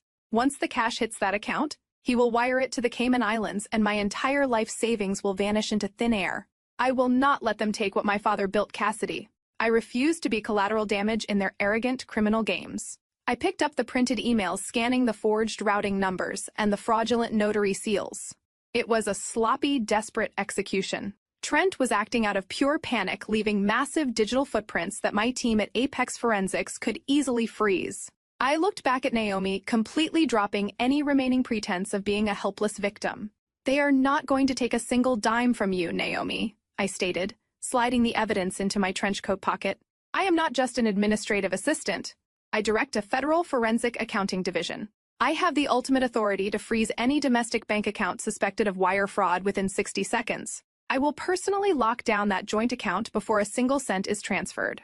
Trent will be left holding a forged federal loan document with absolutely no way to pay Bradley back. Naomi's eyes widened slightly, a sudden brilliant spark of profound relief and fierce satisfaction illuminating her face. She had taken a massive gamble by trusting me, and she had just hit the absolute jackpot. But I need something from you in return. I continued, leaning closer to the table. I can block the domestic wire transfer, but I need to bring Bradley's entire international empire down simultaneously. I need the physical ledgers. I need the encryption keys stored in Patricia's home office. You said Bradley installed a biometric safe. Naomi nodded, a sharp, predatory smile finally breaking across her face. The alliance was permanently cemented. The safe is installed behind the built-in bookshelf on the north wall of the study, she explained rapidly. It requires Bradley's thumbprint, but he is lazy. He set up a secondary manual override code in case the biometric scanner fails. I watched him punch it in last week through the reflection of the hallway mirror. She reached into her pocket, pulled out a small piece of paper, and slid it across the table. I picked it up, staring at the 6-digit code that would completely obliterate Bradley Reed. I am packing my bags and leaving that miserable house tomorrow morning under the guise of visiting a sick relative, Naomi declared, standing up from the booth. Patricia is hosting a massive charity luncheon at the country club tomorrow afternoon. The house will be completely empty. The security system will be disarmed for the cleaning staff. You will have a 2-hour window to walk right through the front door and take everything he loves. I stood up, extending my hand across the table. Naomi gripped it firmly, the shared determination flowing between us. Two women they had severely underestimated were about to execute the most devastating financial takedown in the history of the city. I will freeze your assets tonight, I promised. Pack your bags, Naomi. By the time they realize what has happened, there will be nothing left for them to salvage. I returned to the secure perimeter of Apex Forensics long before the sun even considered rising over the Chicago skyline. The piece of paper Naomi had slid across the table felt like a loaded weapon burning a hole in my trench coat pocket. I bypassed my personal office and walked straight to Lauren at the central command desk.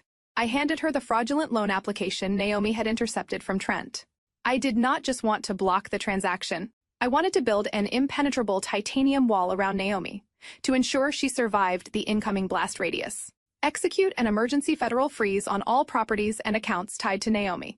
Just ordered, my voice echoing with absolute authority across the quiet analytics floor. Flag the incoming home equity loan as active wire fraud. When that predatory lending firm attempts to disperse the funds this morning, the transfer will instantly trigger a federal lock. Trent will be left staring at a zero balance, completely incapable of paying back the money he stole from Bradley laundering syndicate. He will be utterly defenseless. Lauren's fingers flew rapidly across her mechanical keyboard, initiating the strict federal protocols that only a court-appointed special master could authorize. Within 60 seconds, Naomi's entire financial existence was completely sealed off from her parasitic husband. But I was not finished. I pulled up a blank legal template on my secure terminal. I utilized my extensive background as a Juris Doctor to draft a ruthless ironclad divorce petition for Naomi.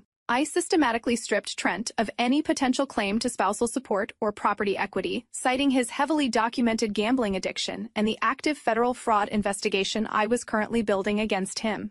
I printed the finalized petition, stamped it with a priority legal seal, and dispatched a secure courier to deliver it directly into Naomi waiting hands. Trent was officially neutralized. Now it was time to amputate the head of the snake. At precisely 1 o'clock in the afternoon, I pulled my unremarkable sedan into the sprawling, meticulously manicured subdivision where Patricia Reed resided. The timing was absolutely critical. Naomi had confirmed that Patricia was currently holding court at a highly publicized country club charity luncheon. Trent was supposedly meeting with his underground bookies in a desperate, futile attempt to buy more time for his looming debts. Bradley was securely locked inside his glass office downtown, arrogant, oblivious, and entirely convinced he had already won our divorce settlement.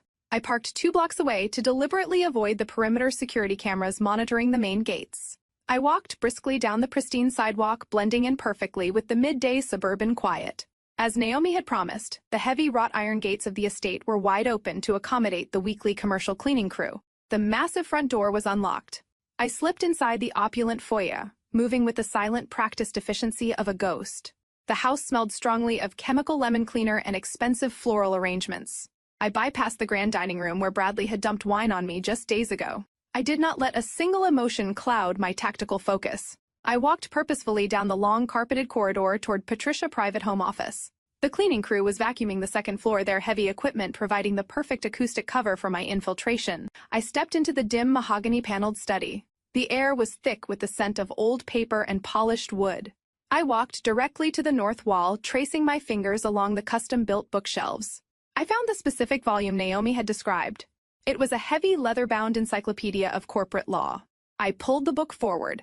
The entire section of the shelving unit clicked softly and swung outward on a concealed hinge, revealing the sleek, black steel face of a high-security biometric safe bolted directly into the foundation of the house.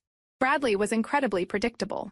He relied entirely on the fingerprint scanner, assuming physical security was an absolute guarantee against his technologically inept family members. He never considered the vulnerability of the manual override keypad hidden beneath a small, sliding metal panel. I pulled the slip of paper from my pocket. I typed the 6-digit code Naomi had memorized into the digital keypad. The electronic lock chirped a sharp, high-pitched tone of acceptance. The heavy steel door sprang open with a heavy metallic clunk. I peered inside the dark cavity. There were thick stacks of banded $100 bills, highly likely the emergency cash reserves Trent had not yet managed to steal for the casinos. There were velvet boxes containing Patricia Overflow diamond jewelry, but I completely ignored the physical wealth. My eyes locked onto the only item that actually mattered. Resting in the very back of the safe was a solid-state military-grade encrypted hard drive. This was the absolute holy grail. This small rectangular piece of metal contained the digital signatures for every single fraudulent contract Vanessa had ever drafted. It held the offline ledgers mapping the exact flow of dirty money from Bradley elite clients through Trent underground casino connections and directly into the Cayman Islands shell companies. It was the physical evidence required to bypass any grand jury and secure immediate federal arrest warrants for the entire operation. I reached in and grabbed the hard drive, slipping it securely into the reinforced pocket of my coat. I did not take a single dollar bill. I did not touch the diamonds. I wanted them to know exactly what was missing when the federal marshals finally kicked their doors down. I pushed the heavy steel door of the safe shut. The electronic lock engaged, automatically securing the vault. I pushed the bookshelf back into place, leaving the study looking entirely undisturbed. I walked out of the suburban fortress exactly the same way I had entered, completely invisible, unnoticed, unstoppable. As I started the engine of my car and drove away from the pristine neighborhood, I felt the heavy weight of the hard drive against my side. Bradley thought he had completely destroyed my life with a generic legal waiver and a $10,000 settlement offer. He had absolutely no idea that I was currently driving back to downtown Chicago, holding the exact weapon required to obliterate his entire existence. The trap was fully loaded. All I needed now was to walk into a federal courtroom and pull the trigger. I parked my unremarkable sedan in the secured underground garage of the Central Financial Tower. The encrypted hard drive was a heavy cold weight in the pocket of my trench coat. I bypassed the standard employee elevators and used my biometric clearance to access the private executive lift. It shot upward, carrying me back to the 42nd floor. The entire analytics division of Apex Forensics was waiting for my return. The atmosphere in the Situation Room was electric with anticipation. I walked straight to the main conference table and placed the black rectangular drive squarely in the center. Cameron and Lauren immediately went to work. They connected the device to a heavily isolated, air-gapped terminal. The military-grade encryption Bradley had purchased to protect his syndicate was robust, but it was absolutely no match for our federal decryption algorithms. I stood with my arms crossed over my chest, watching the massive digital wall as the progress bar rapidly filled. The firewall collapsed with a sharp electronic chime. The screen exploded with data. It was worse than Naomi had described. It was worse than I had initially mapped. The offline ledgers displayed a staggering level of financial depravity. There were thousands of fraudulent consulting contracts bearing Vanessa Digital's signature, deliberately hiding behind the shield of attorney-client privilege. There were direct wire transfers matching the exact amounts Trent had funneled through the underground casinos. And tying it all together was Bradley using his executive clearance at the investment bank to integrate the laundered cash into legitimate corporate hedge funds. We had just acquired the undisputed, unalterable proof of a massive racketeering conspiracy. My team did not sleep. For the next 14 hours, the entire floor operated in a state of hyper-focused silence. We cross-referenced every single offshore wire transfer with the forged legal documents Vanessa had drafted. We matched the casino payouts to the Cayman Island deposits. We linked Bradley's signed affidavit of financial disclosure, his sworn federal perjury, directly to the hidden accounts he swore did not exist. Every single piece of the puzzle locked into place, creating an inescapable steel cage of evidence. By dawn, the physical compilation of the evidence was complete. Lauren walked into my private office, holding a thick, securely bound stack of documents. She placed it carefully on the center of my glass desk. It was not just a collection of financial records. It was a fully realized, comprehensive federal indictment. I sat down in my leather ergonomic chair and looked at the cover page. The bold black text read, "Forensic Accounting Report Number 402. This was the exact type of report that terrified Wall Street executives and brought down corrupt corporate empires. This was the document that Jonathan Cole and his arrogant law firm charged their clients millions of dollars to desperately fight against. And I was about to deliver it to them for free." I picked up my favorite heavy steel pen. I did not use a generic ballpoint pen like the one I had dropped on the mahogany table during that pathetic manufactured crying session.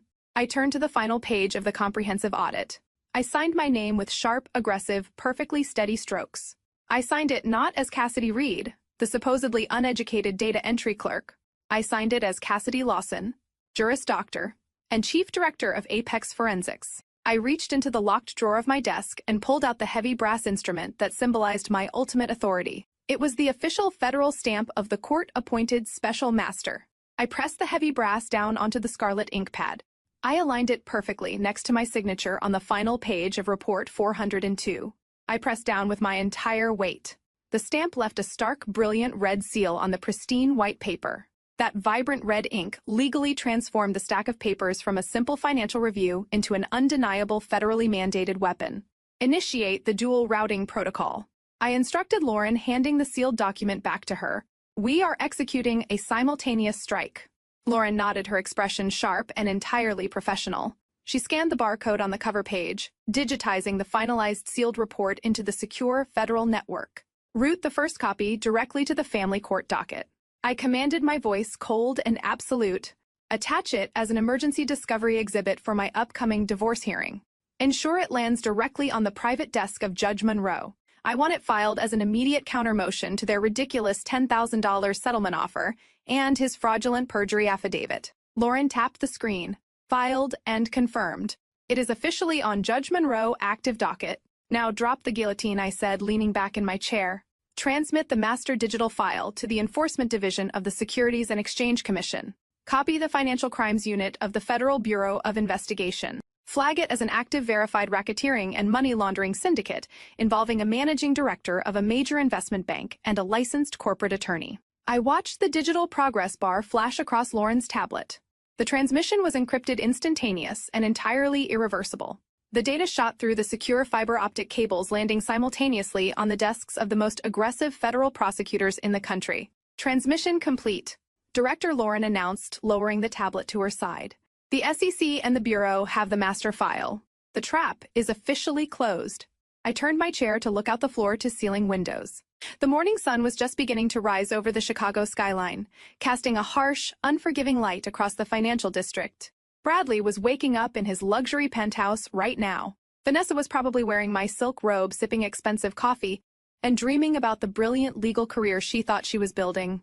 Trent was panicking over his frozen home equity loan, entirely unaware that his domestic fraud was the absolute least of his incoming problems. Patricia was preparing to host another arrogant Sunday dinner. They were all walking, breathing corpses. Their entire world had just been legally incinerated, and the shockwaves simply had not reached them yet. They had spent years treating me like an ignorant, disposable peasant. They had gleefully dumped wine on my clothes, mocked my background, and attempted to leave me completely destitute on the street. They had demanded my absolute submission. I stood up from my desk and smoothed the front of my tailored black trousers. I was going to give them exactly what they asked for. I was going to walk into that federal family court hearing tomorrow morning. I was going to look them all dead in the eyes. And I was going to watch the absolute, devastating terror wash over their faces when the entire justice system crashed down on their heads. Federal family court was a theater of misery for most. But for the Reed family, it was simply another arena to display their perceived supremacy.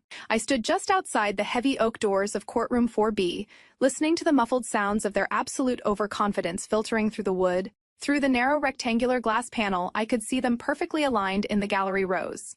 Bradley sat with his long legs crossed, checking his luxury watch, and whispering something into Vanessa's ear that made her let out a sharp, grating laugh.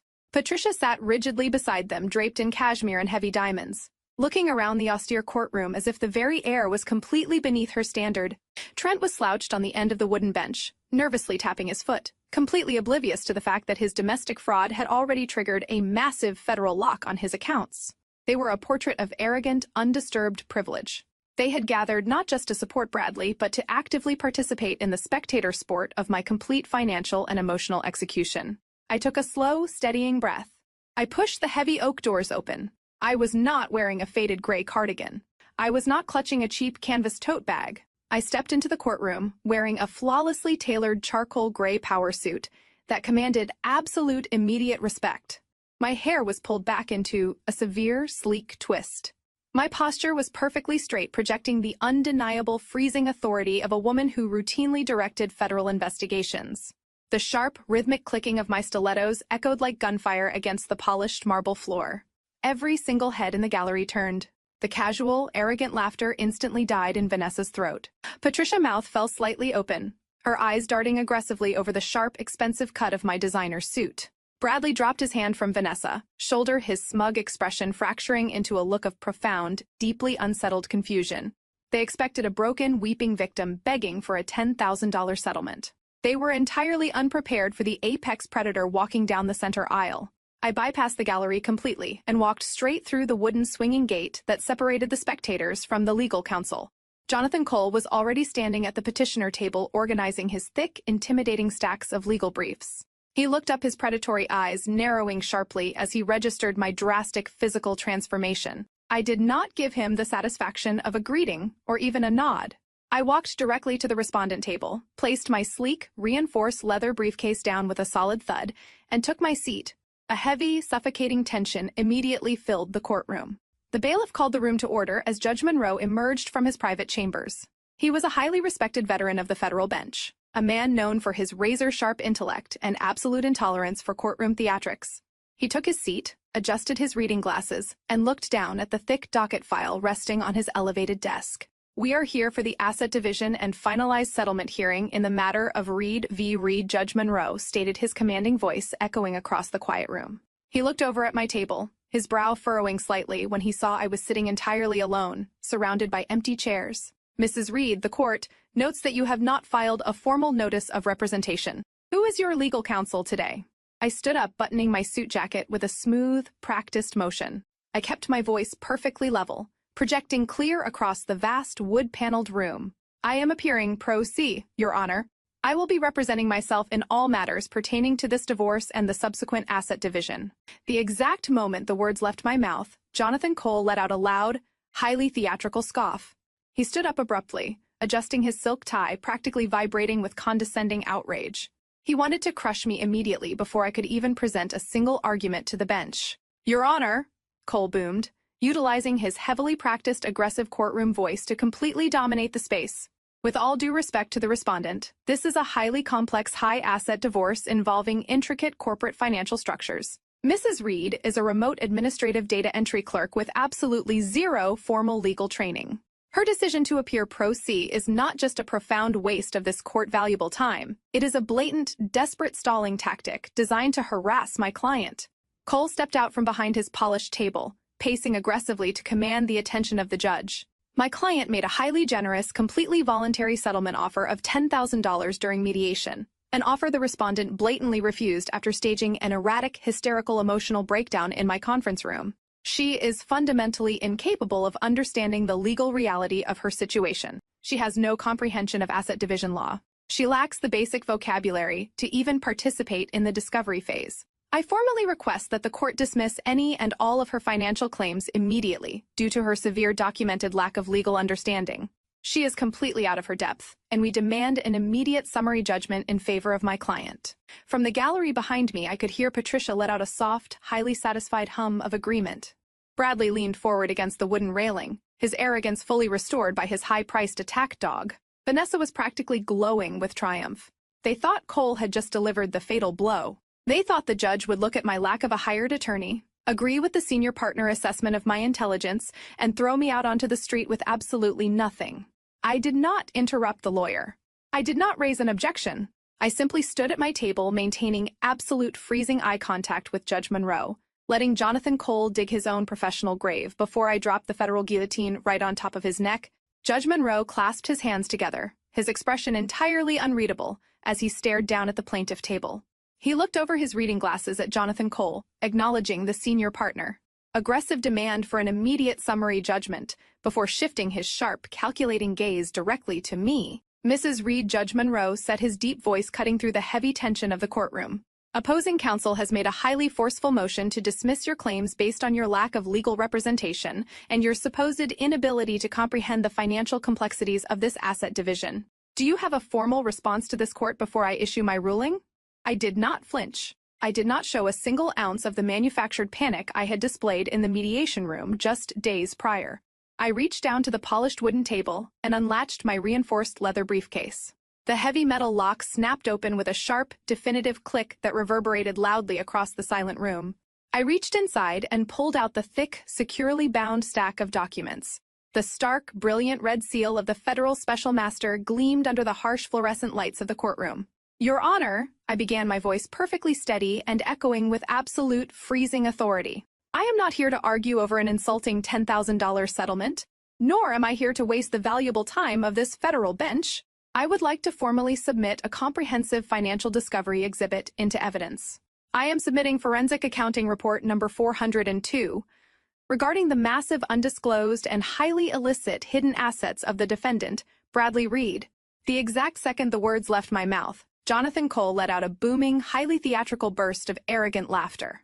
It was a harsh, mocking sound, specifically designed to humiliate me completely and entirely discredit my presence in the room. In the gallery behind me, I could hear Bradley lean back against the heavy wooden bench and actually start chuckling aloud. He nudged Vanessa, who let out a sharp, condescending giggle of her own. Patricia let out a loud, dramatic sigh of pure disgust, leaning over to whisper something cruel to Trent. They were all participating in the public execution of my dignity. Jonathan Cole aggressively buttoned his suit jacket and stepped out from behind the petitioner table. He paced toward the center of the room, playing to the gallery and the judge with the polished, predatory arrogance of a man who believed he owned the entire judicial system. Your Honor, I must strongly object to this absolute, unmitigated circus, Cole declared, waving his hand dismissively toward my table without even looking at me. My client is a highly respected managing director at a top-tier investment bank. His financial disclosures are a matter of pristine, heavily verified public record. He even signed an affidavit of financial disclosure just to satisfy the emotional hysteria of the respondent. Now, his disgruntled, unemployed administrative data entry clerk of a wife wants to submit what I can only assume is a fabricated homemade spreadsheet she printed off a public library computer. Cole stopped pacing and turned to face the bench, shaking his head with manufactured exhaustion. This is exactly why pro se litigants are a severe danger to the efficiency of the judicial system. She is pulling random inflated numbers out of thin air because she is bitter about being handed a divorce. She likely watched a documentary on financial fraud over the weekend and suddenly decided to play the role of an investigator.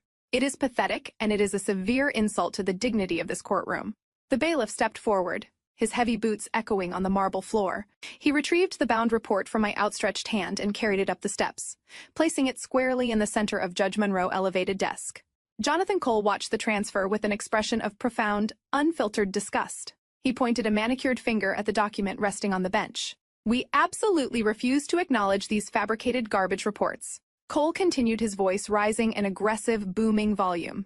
"This is a federal family court, Your Honor. We deal in documented, undeniable reality. We deal in verified, ironclad financial facts. My firm spends millions of dollars annually to retain the services of elite, untouchable organizations precisely because they represent the absolute gold standard of financial truth." Cole leaned forward, resting his hands on the wooden railing, separating him from the judge, setting the ultimate fatal trap for himself. "This court only operates based on certified federal-level forensic data from elite government-appointed oversight organizations. We only recognize audits from institutions possessing the highest level of security clearance and analytical rigor. We are talking about institutions like Apex Forensics. We do not accept random spiral-bound trash created by a woman who files basic paperwork for a living." I stood perfectly still behind my table. The absolute breathtaking irony of his statement hung heavily in the cold-conditioned air of the courtroom. Jonathan Cole, a senior partner who charged $1,000 an hour to protect the corrupt elite, had just enthusiastically validated the exact weapon I had placed on the judge's desk. He had just passionately demanded that the court solely rely on the specific federal agency that I personally directed. He had built an impenetrable wall of credibility around my work without even realizing it. "I completely agree with opposing counsel, Your Honor," I said smoothly, my voice slicing through the heavy silence. I turned my head just slightly to look directly into Jonathan Cole. Arrogant, predatory eyes. A federal court should absolutely never rely on fabricated garbage. The court should only trust verified, air-gapped, legally binding data extracted directly from the Cayman Island shell companies that Mr. Reed currently operates. The specific words Cayman Island acted like a physical blow to the room. The arrogant laughter in the gallery instantly died. I did not even have to look backward to know that Bradley's smug smile had completely vanished. The air in the courtroom suddenly felt incredibly thin, thick with the sudden, sharp scent of incoming devastation. Cole opened his mouth to object, but the words died in his throat as Judge Monroe slowly picked up the heavy document, his eyes locking onto the bright red federal seal, stamped on the cover page. Judge Monroe did not immediately respond to Jonathan Cole. He sat in total silence on the elevated bench. The heavy mahogany courtroom felt as though the oxygen had been completely vacuumed out of the air. The judge slowly opened the thick, bound document I had submitted. His eyes immediately fell upon the cover page. I watched his gaze track over the crisp, black text, stopping dead on the vibrant raised red seal of the federal special master pressed firmly onto the lower right corner. His eyes shifted to the bold, handwritten signature placed directly beside the seal. A profound, heavy stillness settled over his features, the kind of stillness that precedes a catastrophic natural disaster. Jonathan Cole stood at the petitioner table, aggressively adjusting his silk tie, completely misinterpreting the extended silence. He thought the judge was staring in utter disbelief at a fabricated piece of trash. He genuinely believed he had already won the morning. Cole puffed out his chest, preparing to deliver another booming theatrical monologue about the sanctity of the federal court system and the absolute delusion of pro se litigants attempting to play lawyer. Judge Monroe slowly closed the file. He reached up and methodically removed his reading glasses, placing them onto the polished wood of his desk with a soft, deliberate click. He leaned forward, lacing his fingers together, and looked down at Jonathan Cole. The expression on the judge's face was not one of anger or irritation. It was a look of profound, devastating pity. It was the exact look a man gives to a pedestrian who has just unknowingly stepped directly into the path of a speeding commercial freight train. Counselor Cole, Judge Monroe began, his deep voice slicing cleanly through the absolute quiet of the room. You just spent the last 5 minutes of this hearing passionately defending the integrity of the federal oversight system. You went on the official record demanding that this court solely rely on the unassailable data provided by elite government-appointed institutions. Specifically, you named Apex Forensics as the absolute gold standard of financial truth in the United States. Cole smiled, a slick, predatory grin that reached his eyes but lacked any genuine warmth. Yes, Your Honor. My firm trusts their methodology implicitly. We rely on their corporate audits to protect our most valuable clients from frivolous financial claims. We respect their institutional authority above all others. The judge did not return the smile. He did not blink. He simply tilted his head slightly to the side. Then I find myself in a state of absolute bewilderment. Counselor?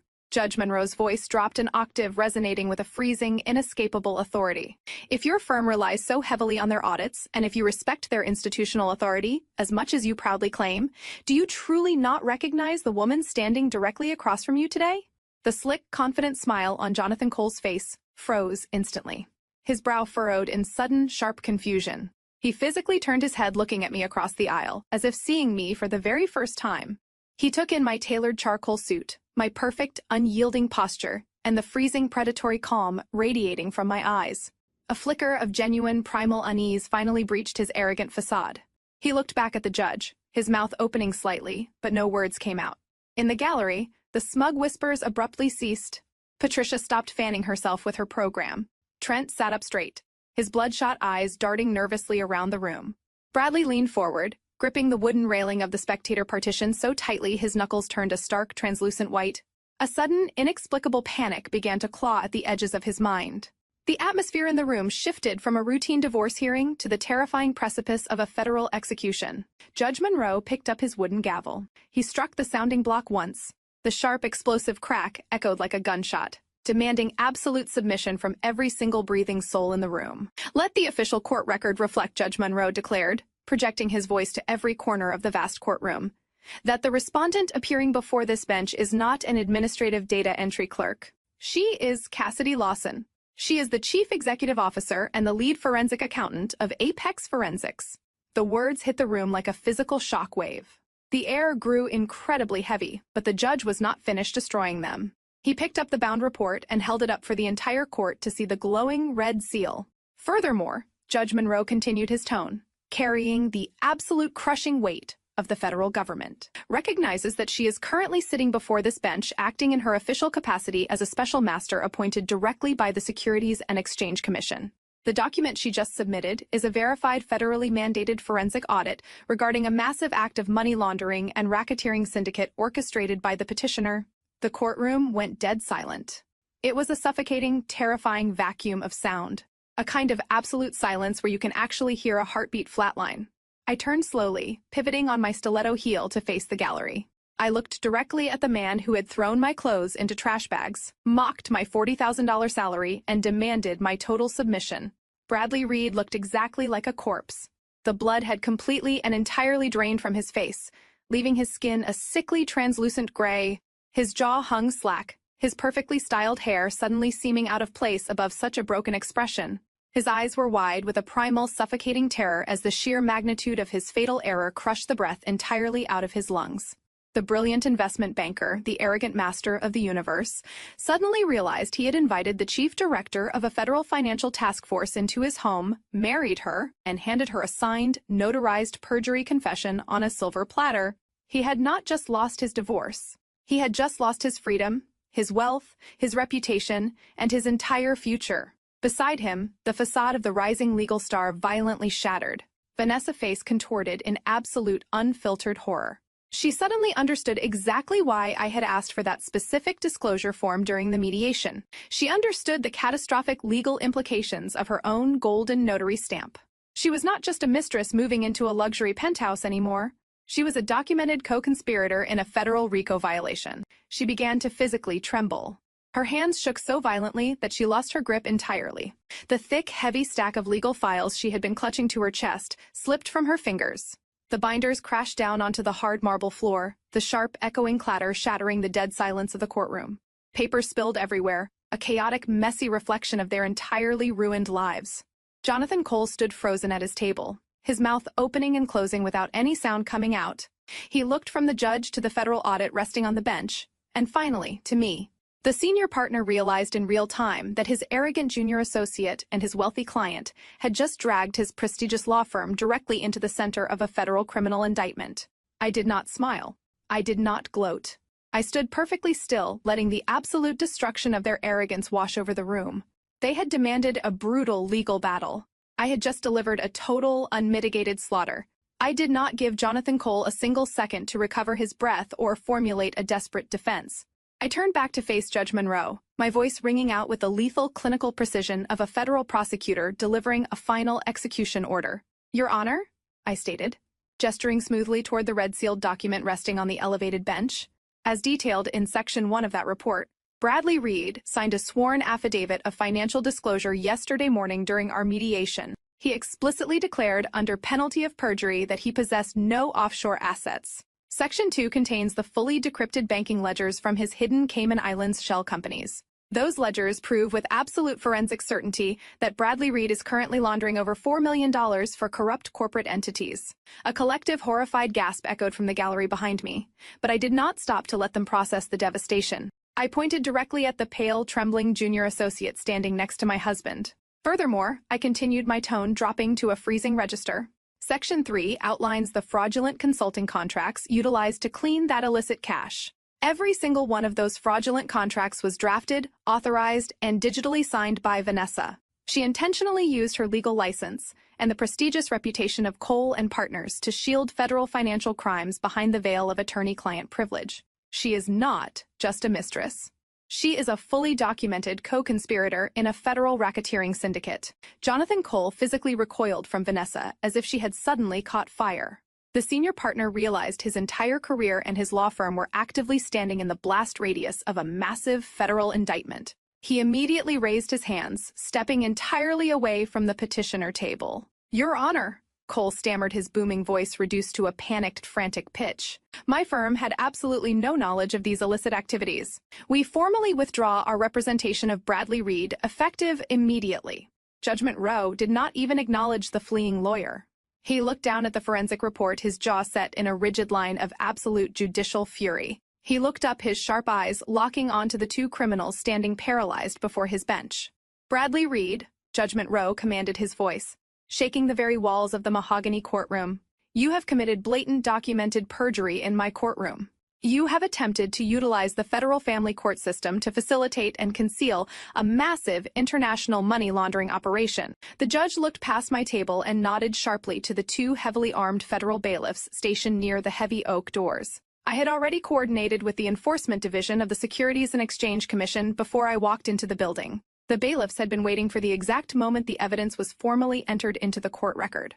"Take them into custody," Judge Monroe ordered, striking his wooden gavel with a violent, explosive crack. The two bailiffs moved with terrifying tactical speed. They crossed the room in seconds. One officer grabbed Bradley by the shoulder, spinning the arrogant investment banker around and slamming him forcefully against the polished wooden table. Bradley let out a pathetic, breathless choke. He did not fight back. Not fight. He was completely paralyzed by the sheer, unmitigated shock of his entire world collapsing. The heavy metallic click of steel handcuffs locking around his wrists echoed sharply across the silent room. Vanessa completely lost her mind. She fell to her knees on the marble floor, sobbing hysterically.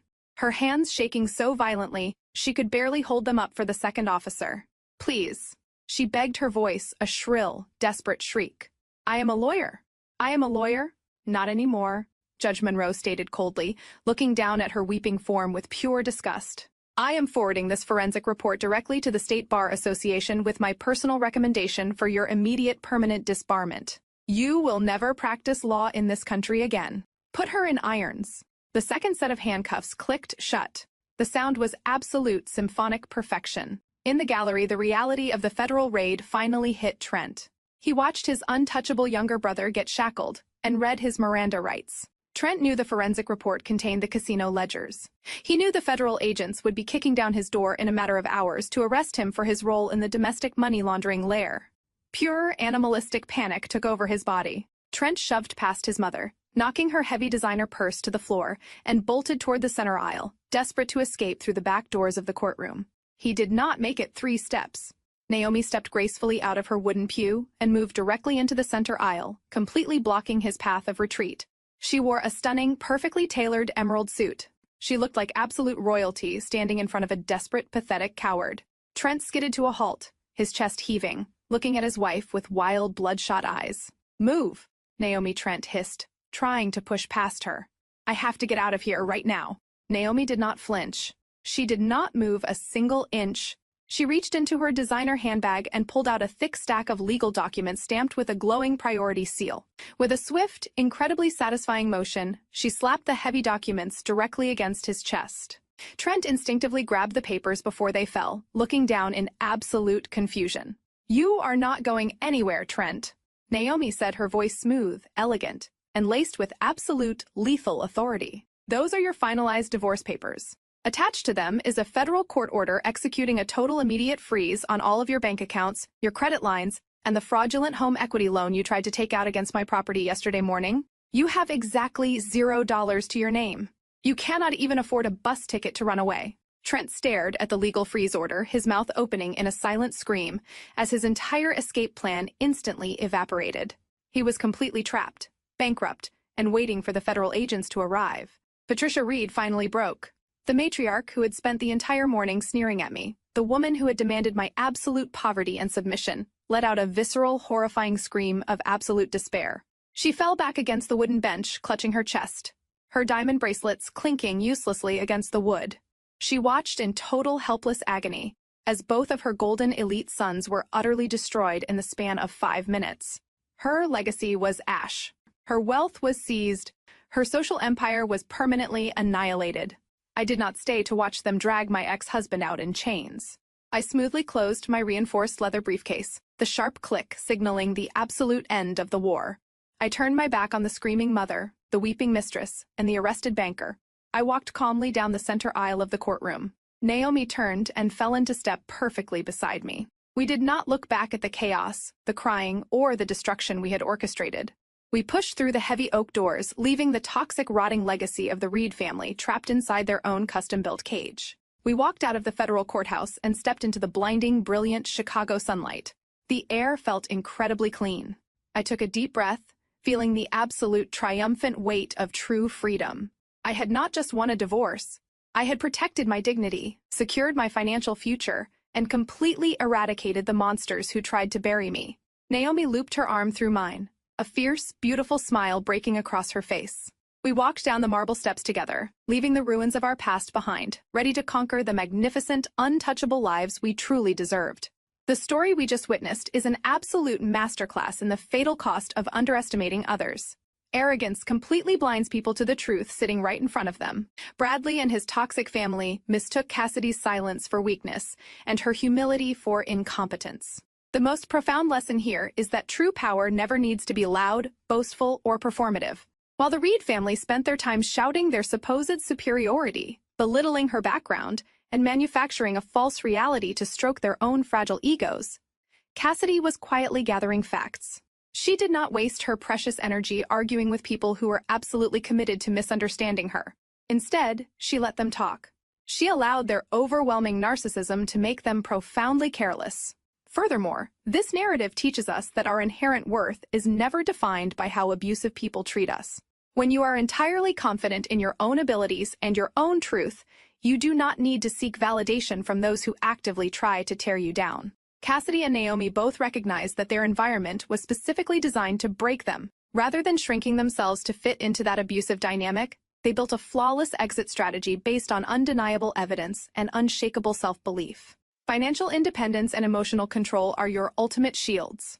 Cassidy did not let her justified anger dictate her actions. She let her sharp intellect drive her strategy. They weaponized their arrogant assumptions against them. Ultimately, the greatest revenge against those who try to destroy you is not returning their petty cruelty. It is completely outsmarting them, permanently removing their power over your life and walking away entirely free. Let me know in the comments below if you have ever had to quietly outsmart someone who severely underestimated your true potential.